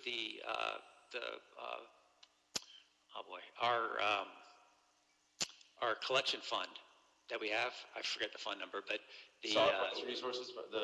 That's it. Yes, it's paid through that fund right now, and it was being paid initially through the recycling fund, but that dried up. So now we're having to tap into the solid waste fund. And then, like, for example, replacing that baseball concession stand, that would be paid for. That's paid for. That's not paid for out of the amenity funds, in other words, for example. The concession stand, no, it's not paid out of the amenity funds. Well, we don't touch the amenity funds. Those are for the local communities and for CD7. Something like that, we would finance the concession stands, and then Rec and Park would actually they operate the park after we put up the capital for the changes. Got it. Or for the construction. What's your hunch at, like, how much we end up spending on an annual basis in terms of just the maintenance? I think the maintenance is probably about between $1 and $1.5 million a year for the post-closure maintenance. We're looking at that for the long term, right? I mean, particularly given that the older landfills, just based on science, they're just less. The covers are more precarious and vulnerable, and they weren't as strong back then, right? So we're looking at that kind of cost sort of in perpetuity, right? Yeah, the costs do go down as the landfill gets older because the refuse mass isn't changing as much. A newer landfill, you have a lot of biological activity and more settlement, so you get a lot more movement of the cover. And the older landfills, they're more static. They still do settle, but not as rapidly as like at Lopez. Lopez, for instance, we had a 22-foot settlement in 1 year out there back in like 99. So it's amazing how much those things settle. And even Sheldon, which is closed in 1975, it still settles about an inch a year. So you absolutely cannot build anything on them. And because of the settlement, you have to use heavy equipment to make the repairs and that type of thing. And you have to continue monitoring too, because they're still, we still have some of the sites are impacting the underground water supply, and you still have air emissions which come off all the sites. So it will definitely be monitoring for perpetuity. I don't know if it'll be, but the budgets will be decreased because as they get older, they get less active. The sites do. So all still points to the utility, necessity, and value of landfill avoidance, which the other side of the house is obviously very focused on. So, all right, that's all I've got. Thank you very much, John. That was a really thorough and interesting report. So thank you very much. And you are free, although you're welcome to hang out. We now, colleagues, we'll move to item number 9.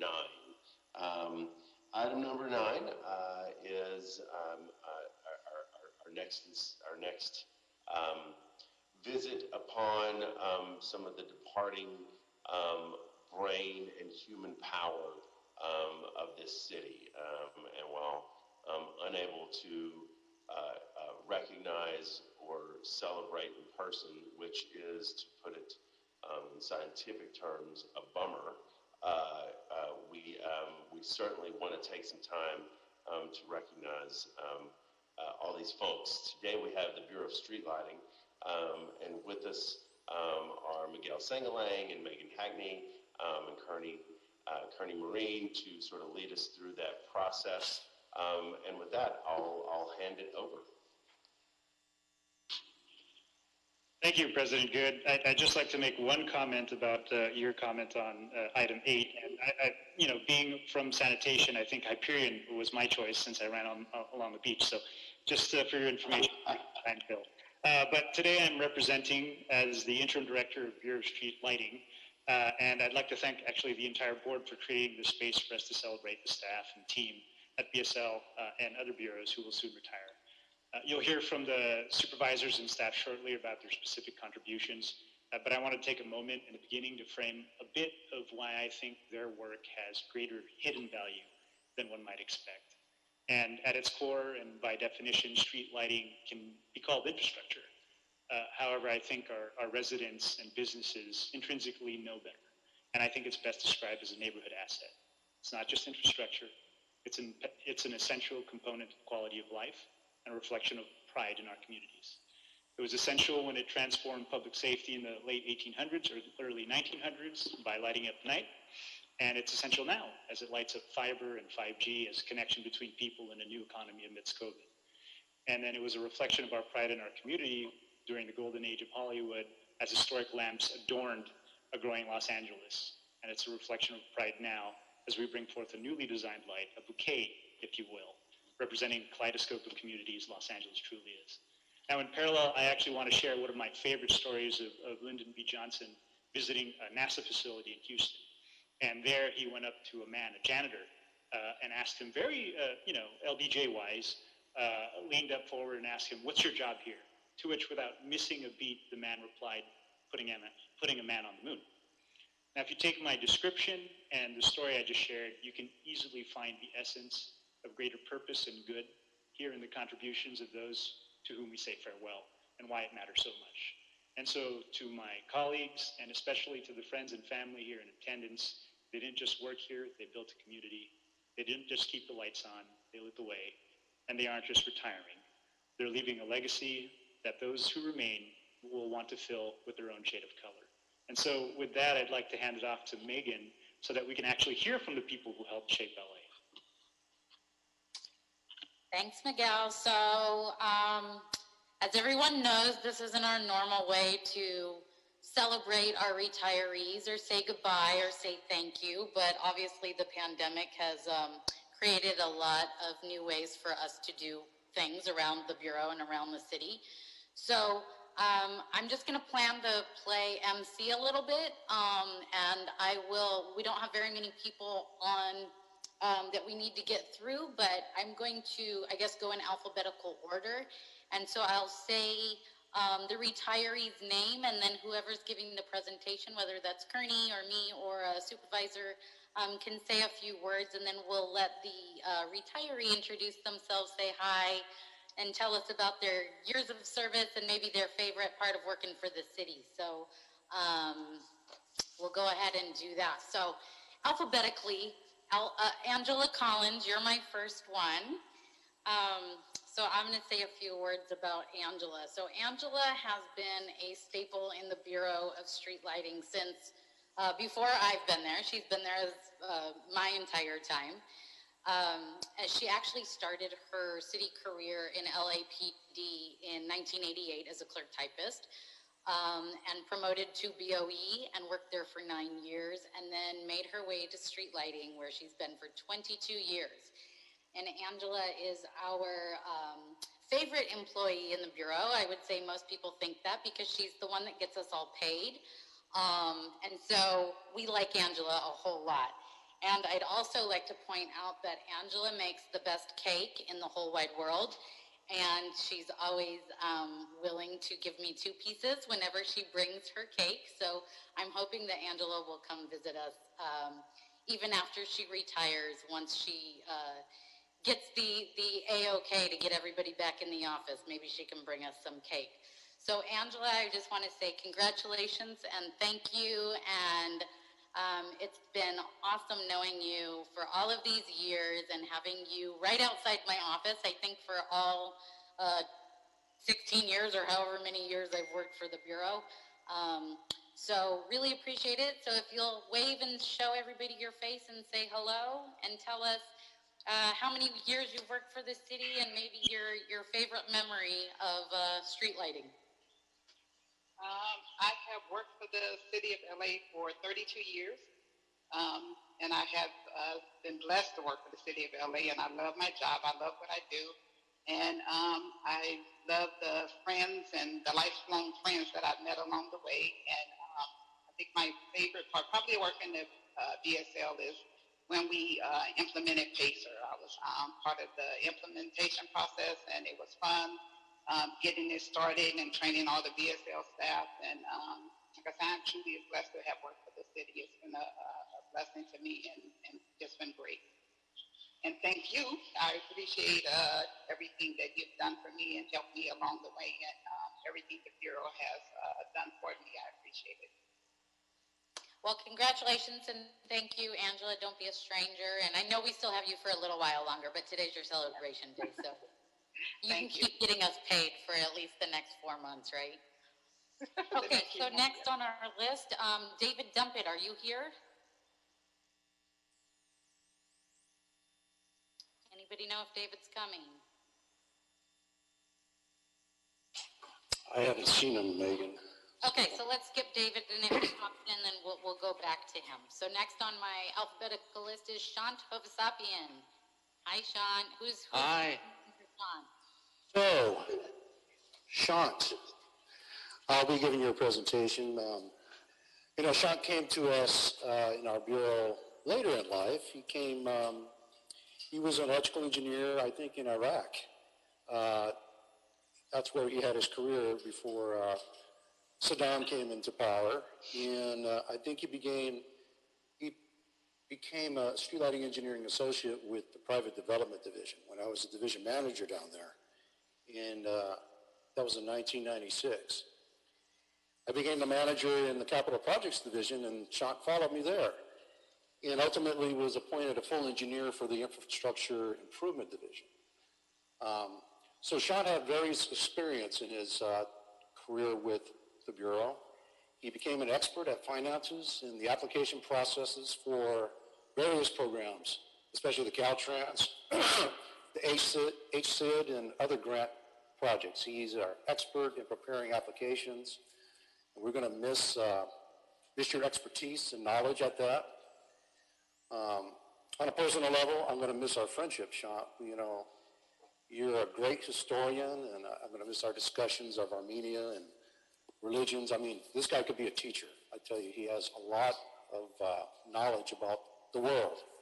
I enjoyed our discussions about Iraq pre and post Saddam. He was my yoga partner. You know, at the Public Works building, we had a gym, and we used to do yoga every week, and we sat next to each other. So we learned how to become cool, calm, and collected through our yoga practice. I hope you continue with that. And Sean, I want to thank you for all of your contributions and your dedication to duty over the years. I wish you a long and happy retirement, Sean. I'm going to miss you. Thank you, Kearney. Thank you, management of BSL. I worked with BSL for 21 years. Before that, I was with the Bureau of Standards in General Services. So total is a little bit more than 24 years. And thank you, Kearney, for all the nice words you just said about me, about being a historian. I'm not a historian, just interested in that. So my favorite thing working with the BSL is that it's a great place, great atmosphere, with peace of mind, knowing that as long as you do your work properly, you will be highly appreciated. Again, I thank everybody in BSL, from management to the last technician there, for all these years of work at BSL, and I'll miss everybody there, especially you, Kearney, with all the jokes that we used to exchange. Thank you again. Well, don't be a stranger, for sure. I won't. All right. Thank you. Thanks, Sean, and congratulations. Okay, so next is Elliot Coetz. And Elliot, I see you in your Dodger wear. Good shirt. Go Dodgers. And I think James Massoud, superintendent of our field office, is going to say a couple words on your behalf. Yeah, so Elliot Coetz, a co-worker and a friend, and one who has made such a difference to all of us here at the Bureau with his constant optimism, his enthusiasm, his willingness to answer questions, sharing his knowledge. He does have the gift of gab. He brings laughter to all, especially me. And Elliot, you know I am your #1 fan. Thanks for sharing all your qualities. We're going to miss you. And I sincerely hope that retirement is wonderful, and I wish you lots of joyous time with your family and friends. And stay in touch. Thank you, Elliot. And Elliot, you want to say a couple words? Yes, I would. I have been employed with the city for 39 years, and 35 of them have been with the Bureau of Street Lighting. To say my favorite moments, I have a top 10 that can't be beat, really, but the #1 memory, I suppose, is the time that I was assigned as electrician to take my field crew down to Hawthorne to engage in an earthquake preparedness fair with the fire department and paramedics and other emergency vehicles in a display of what we can accomplish. In doing so, spending the whole day there, the organizers came up and asked us if we would like to fly in the blimp. And amazingly, we went over and the assistant director gave us a camera, and we went up in the blimp and soared up over Hawthorne, over the Pacific Ocean, and then the pilot turned to me and said, "Would you like to drive?" And next thing you know, I was flying the blimp. We have pictures of me flying the blimp, which I would never have done had I not been employed with the Bureau of Street Lighting. It was an adventure of a lifetime and something I will never forget. Thank you, Thank you for it Elliot. all. Thanks, Elliot, and we are going to miss your stories, and I'm going to miss seeing you in the supervisor's meeting with your hat on. You got your good style going on. So Well, you'll get used to my retired bald head and I'll come to the Christmas party. And all right, sounds like a plan. Okay, thanks and congratulations. Okay, Oscar Ramirez, you're up. Who's speaking for Oscar? It's me again. Am I muted? Can you hear me? Yes, we can hear you. Okay. So Oscar, Oscar came to our bureau in 2000. I think you became, I wasn't sure if he was an engineer at that time. Were you, Oscar? Yeah, I was here until year 2000, June. That's right. And I remember you telling me you worked at San Miguel Brewery and Refinery in the Philippines. Yeah, before migrating here to the United States, I worked as a brewery foreman at San Miguel Corporation. That's right. You know, I was trying to get an in on that and see if we can get some get a connection, but it never did pan out, right? So Oscar, you know, Oscar is a detailed-oriented. He's a quiet worker, very steady. He's worked on, a variety of projects since 2000, including solar lighting at bus stops, our safety loop projects, transportation grant projects, especially pedestrian lighting projects, security lighting at bus stops again. And he, over the years, has evolved into a great street lighting designer. Very meticulous, steady go, and we're definitely going to miss your expertise on that type of work.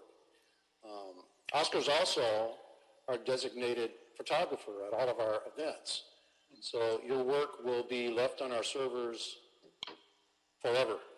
So you've made your mark. I know the TG group and all of the rest of us will miss you. I want to thank you for all of your hard work and contributions you made to the Bureau for over the years.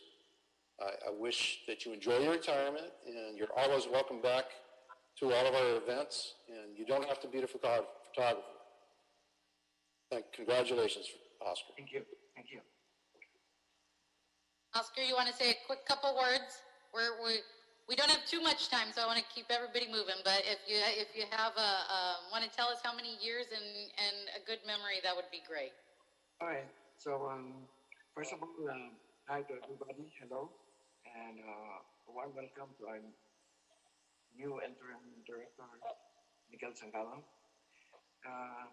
I work here in the BSL for 20 years. I started in June 19 of 2000, and I started as office engineering technician too, and then move on to become associate engineer too.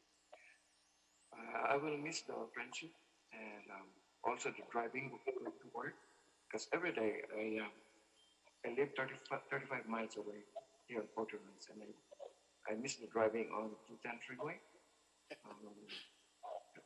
You know, when you see this early morning, the sunrise, that's the one that greets me and puts me on the mood, and we start the day with a good brew coffee at work and all the people that I know, that I love.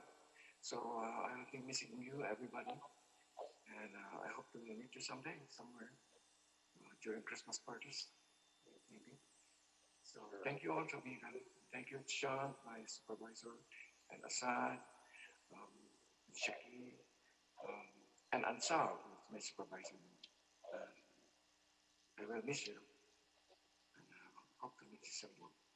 Thank you, Oscar. Congratulations.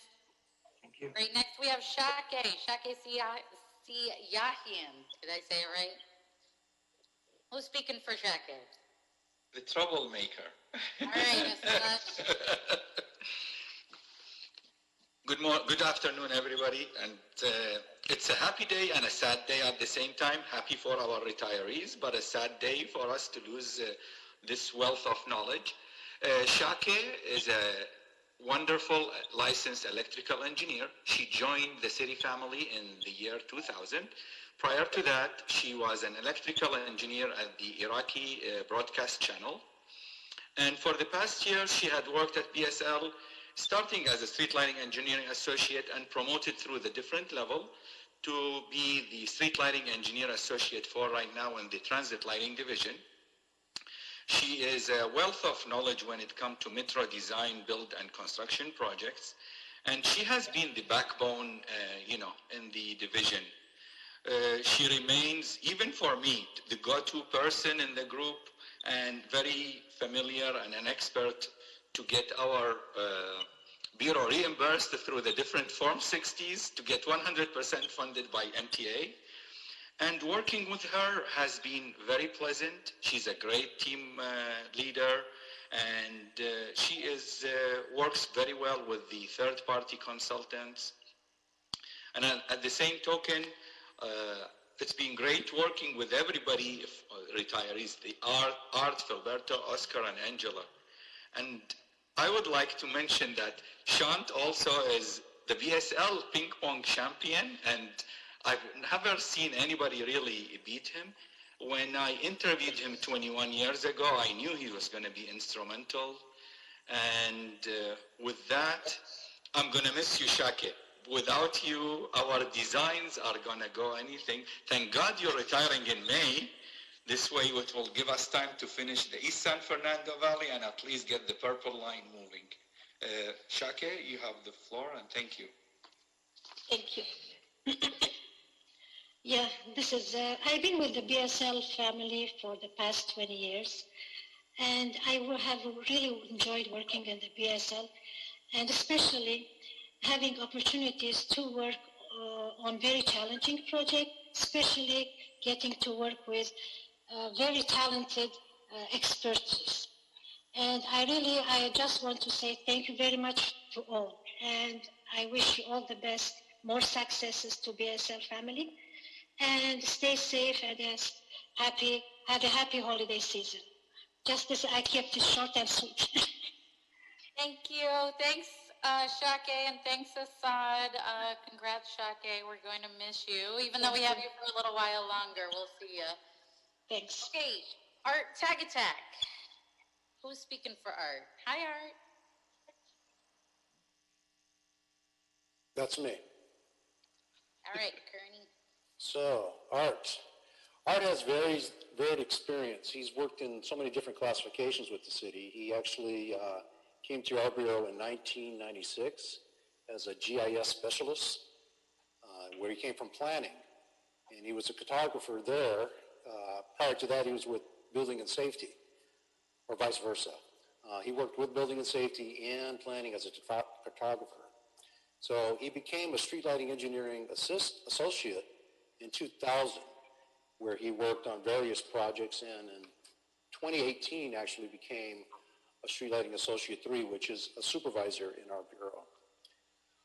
Art is a great street lighting designer which has the experience as a cartographer, and his experience as AutoCAD enabled him to draft his own plans. So he wasn't, didn't have to rely on others to prepare plans for him to do the engineering work.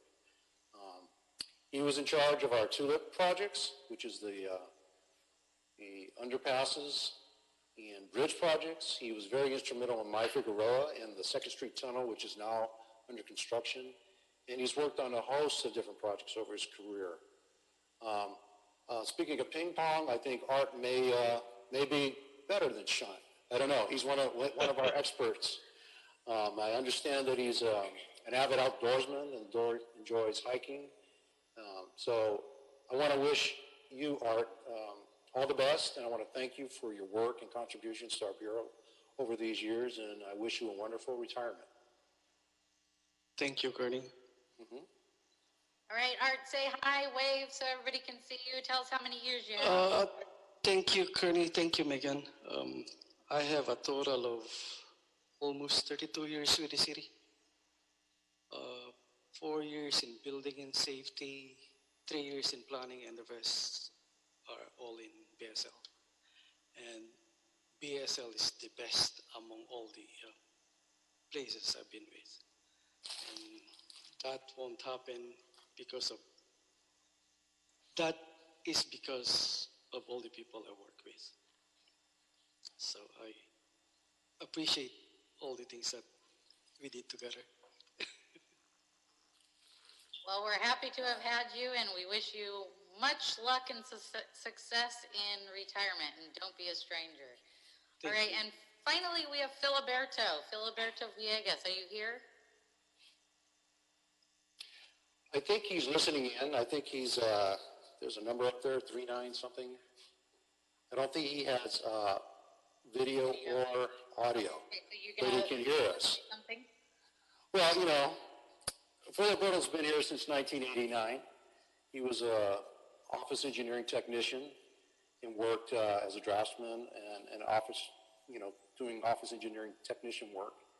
In 1994, he became a street lighting engineering associate, where he was one of my direct reports when I was a supervisor, designing new street lighting systems for streets that had no lights, back when the assessment days were hot and heavy.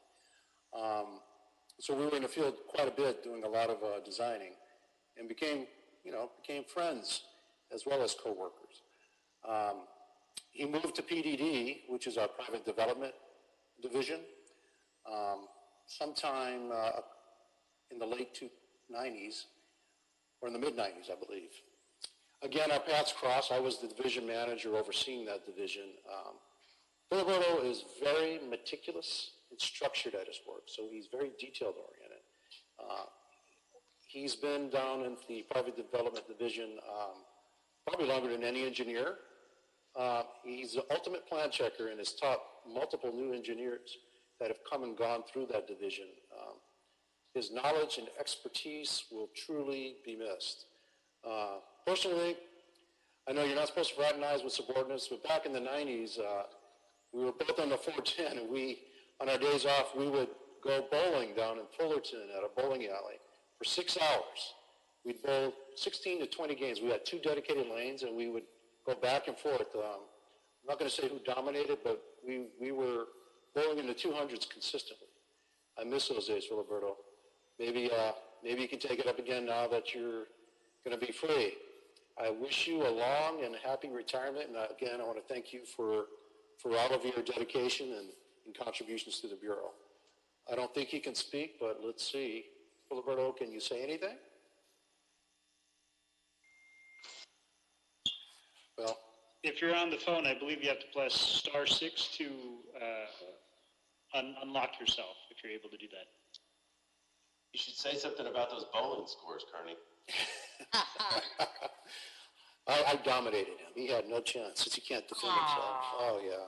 I remember I bowled a 256 one day. I mean, those are great memories for us. Says the guy who, when he knows the other guy can't defend himself. Who knows? Filiberto may have a different opinion of the situation, Kearney. Okay. You can chat. Oh, that's right. Filiberto, you can chat on here, too. Well, Yeah, let's see when he unmutes himself and let him defend himself, Carney. So we'll know the reality of it. Well, Filiberto, I hope you're listening. We thank you and congrats to you, and we will miss you. You always are such a smiling, kind person, and we really appreciate that. You're a great benefit for the Bureau. And then, so that was it for our list unless David showed up. Does anybody, David Dumpit, are you here? I don't see him. Okay, well, congrats to David. I know he was planning on showing up for this. David, if you can hear us, congratulations. We'll miss you. And thanks for your service to BSL. So that's everybody that we have. Thank you for everybody for participating. I'm sure the commissioners want to add in, or Miguel, I don't know. So let's hand the floor back. President Good? Thank you, Megan. Thank you, Miguel. Thank you, Carney. That was really great. I think what we'll do right now is I'm going to open the floor to the board. This event has plenty of impact on us, and so I think I'll start off with Commissioner Colosa.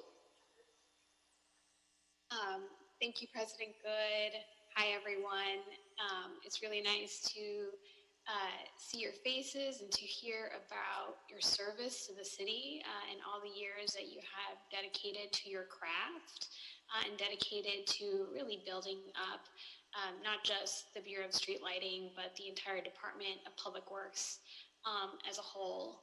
I really enjoyed hearing about the stories that you all told about each other. It's very clear that You're more than just co-workers. You're all definitely family. I can feel the love between, all these short stories that we heard, from ping pong to bowling. It's clear you all had a lot of fun. And we're wondering where our invites were. I'm wondering. But the other thing too that I really sense from meeting most of you for the first time today was how proud you are to be part of your team. The Bureau of Street Lighting is small but mighty. And you guys put a tremendous amount of love and care in the work that you do.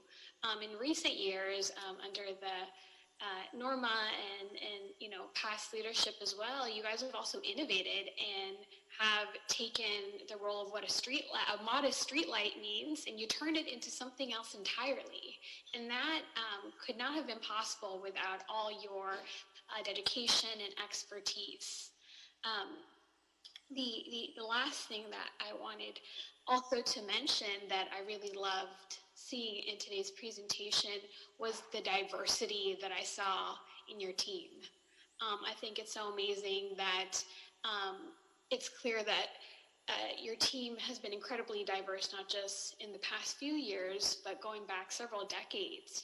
I heard stories and see people from all sorts of different backgrounds and ethnicities and expertise, and that's just a really beautiful thing to see. You guys are a tremendous example of what it's like to work at the city, and we're all so, so proud of you all.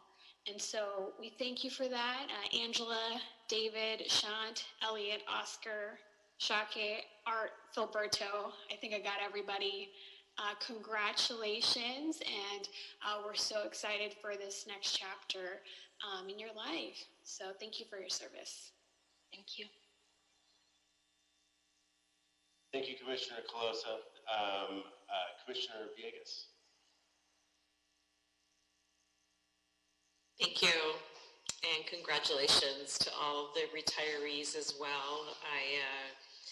I'm sorry I'm meeting some of you for the first time.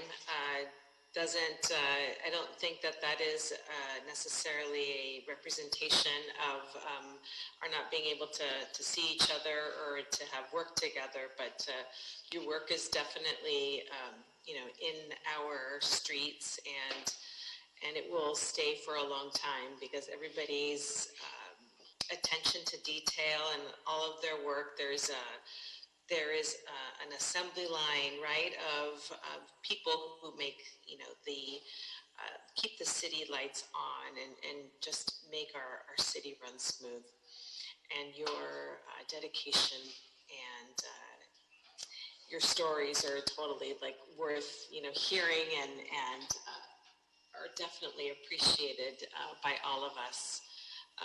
I wish all of you the best in your retirement, and as you've heard so much from your own colleagues, don't be strangers. I've just been with the city for a year, but I do feel that it is a family. So best to everybody. Thank you. Thank you, Commissioner Villegas. President Pro Tem Davis. Thank you so very much, President Good, and it is an honor for me to congratulate those who have been able to work very hard in the Bureau of Street Lighting, and you have deserved this moment. When I think about street lighting, number one, the various projects that each of you have witnessed over time, from the transformation of LED lighting that has been implemented by your great Bureau in Public Works, to the high voltage conversion, the electrical vehicles charging stations that we've implemented, and then the co-location smart poles and the soul to grid work that has been done is just some among the many outstanding things that you do. I often have said over the last years that I've been on the board is that one of the most rewarding things for me was when traveling coming into Los Angeles Airport. It was nothing as reflective and that made me more proud to see the millions of lights that represent who Los Angeles is. And as I've been able to enjoy that ride as we land at Los Angeles Airport. It is the work that each of you have done, from even the transformation of LED lighting on one hand to specifically making sure that our infrastructure of lighting in this city makes us one of the most dynamic, one of the most beautiful, well-lit cities really in the world. You've been a part of that legacy. So to those of you who are retiring today, many of our leaders will tell you, we're sorry to see you go. I have flipped that to say, I am proud that you have earned this right to be at home, to enjoy your families, to enjoy yourselves, and to most of all enjoy that great pension that you have earned. And I'm happy for you. Angela Collins, Shant, Elliot, Oscar, Shakir, Art, and Filiberto. Each and every single one of you make us feel proud, because in America, one of the great things that you can reflect back on is that if you've been a public servant and you have served the public, you really have helped to improve the quality of life for others. And to add to that, you've been able to do it with one of America's greatest street lighting bureaus in the country. And so for that, we should all be proud. And before I conclude, let me just say, Angela, since you'll be here 4 more months, please give us an opportunity to taste that great cake that Megan told us about. It's really the best. I don't know what it is about it, but it's like the perfect texture. It's I figured this amazing. again, I didn't want to miss my cue to put that request in for the great cakes that you have, and we look forward to try to discover in the next few weeks what kind of cakes those are. We'll call Megan and find that out. But again, sorry, Angela, no pressure. Thank you so much, President Good, for allowing me to thank these well-deserving public servants who have not only worked with the city of Los Angeles, but in fact, you've worked with a Bureau of Street Lighting, one of the most dynamic, one of the most efficient and effective Bureau of Street Lightings in the United States of America. Congratulations. Thank you. Okay, thank you, President Pro Tem Davis. Thank you so much. And thank you for asking the question that I now don't have to ask. Collins. All right, Vice President Garcia. Thank you, President Good. Thank you to my colleagues. You all have said very good words on BSL. And, you know, it's been a blessing and a privilege to be the liaison to the Bureau of Street Lighting.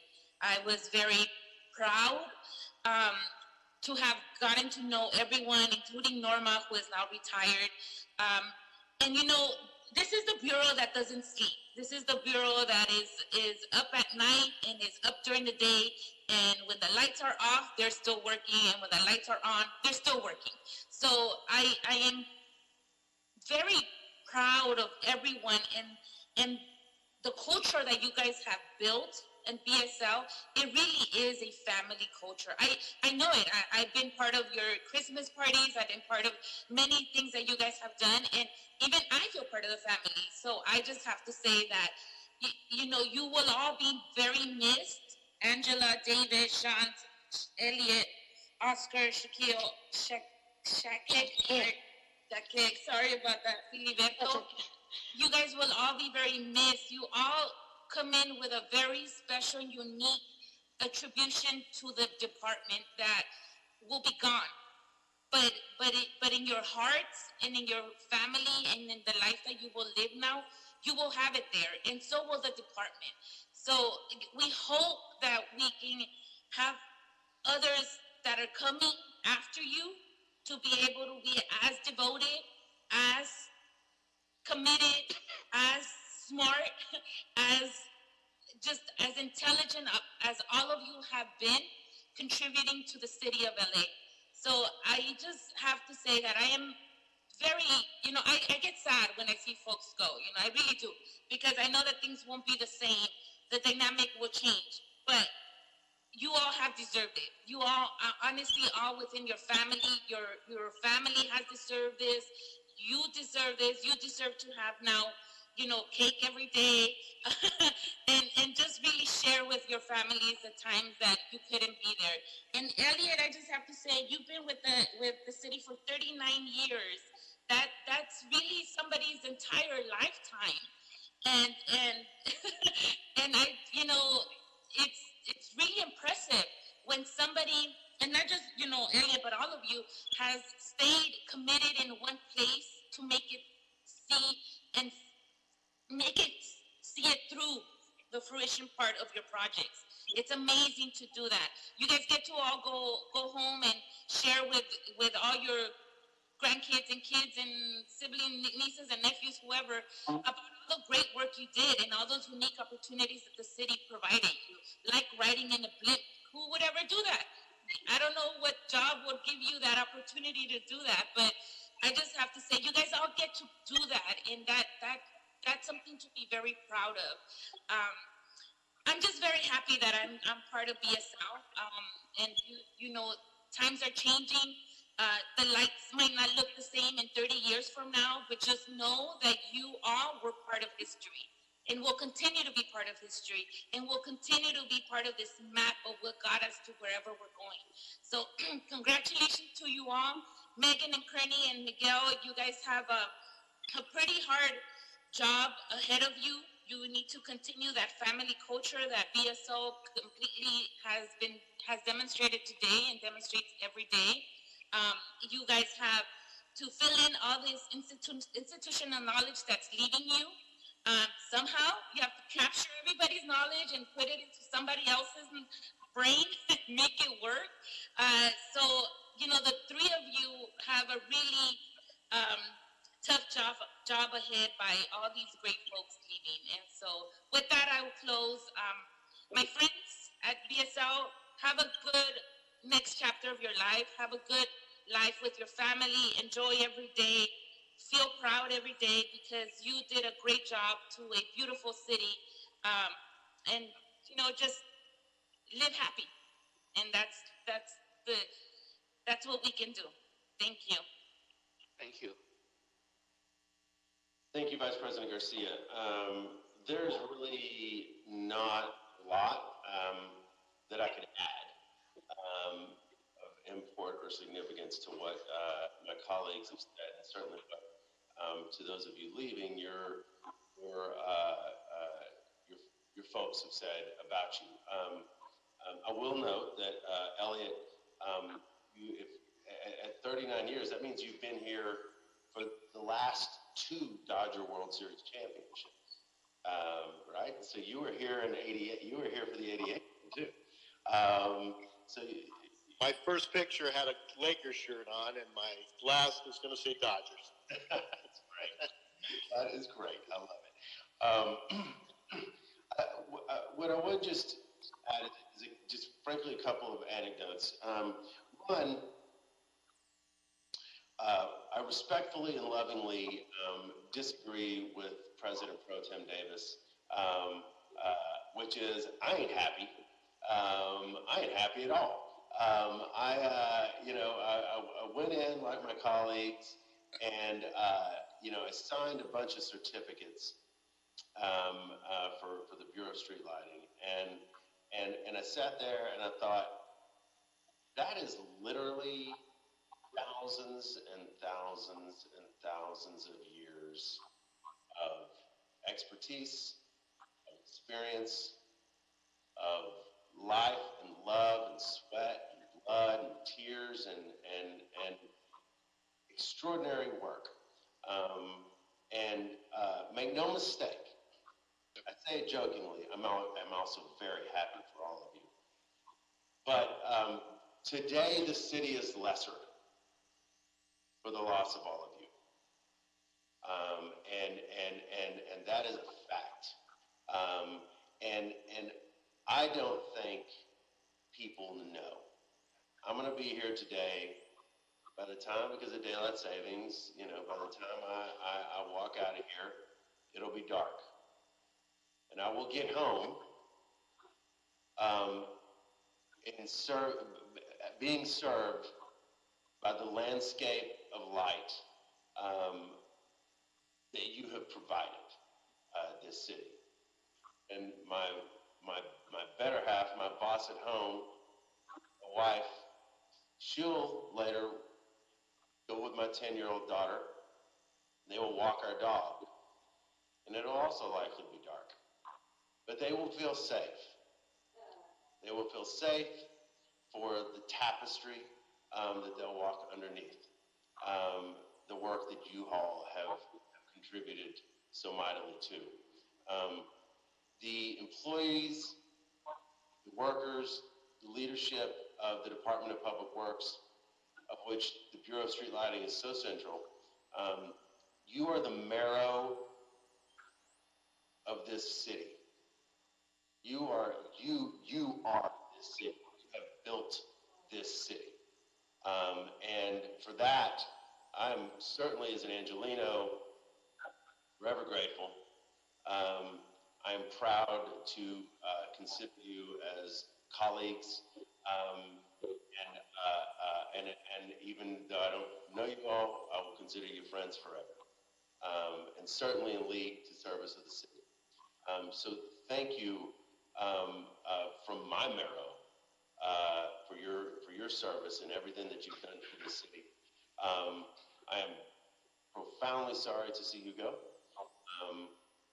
but I will grudgingly echo, and again, lovingly, my colleagues, including President Pro Tem Davis, and say, all right, I'm happy for you. And I really am. I hope it's cake, wine, and roses, and Dodger championships and Laker championships from here on out. And with that, I do, in normal times, of which this is clearly not, I would have the honor and the pleasure and the privilege to be able to hand you certificates. You will get them in the mail imminently. Not in the mail. I take that back. I lied. I was just very effectively corrected by the real boss of this joint, Cindy Bassett. But you will receive these. And I will take a moment and just read for you. In recognition of your X number years of employment with the City of Los Angeles, the Board of Public Works honors and congratulates you on your many years of distinguished service and achievement in public service.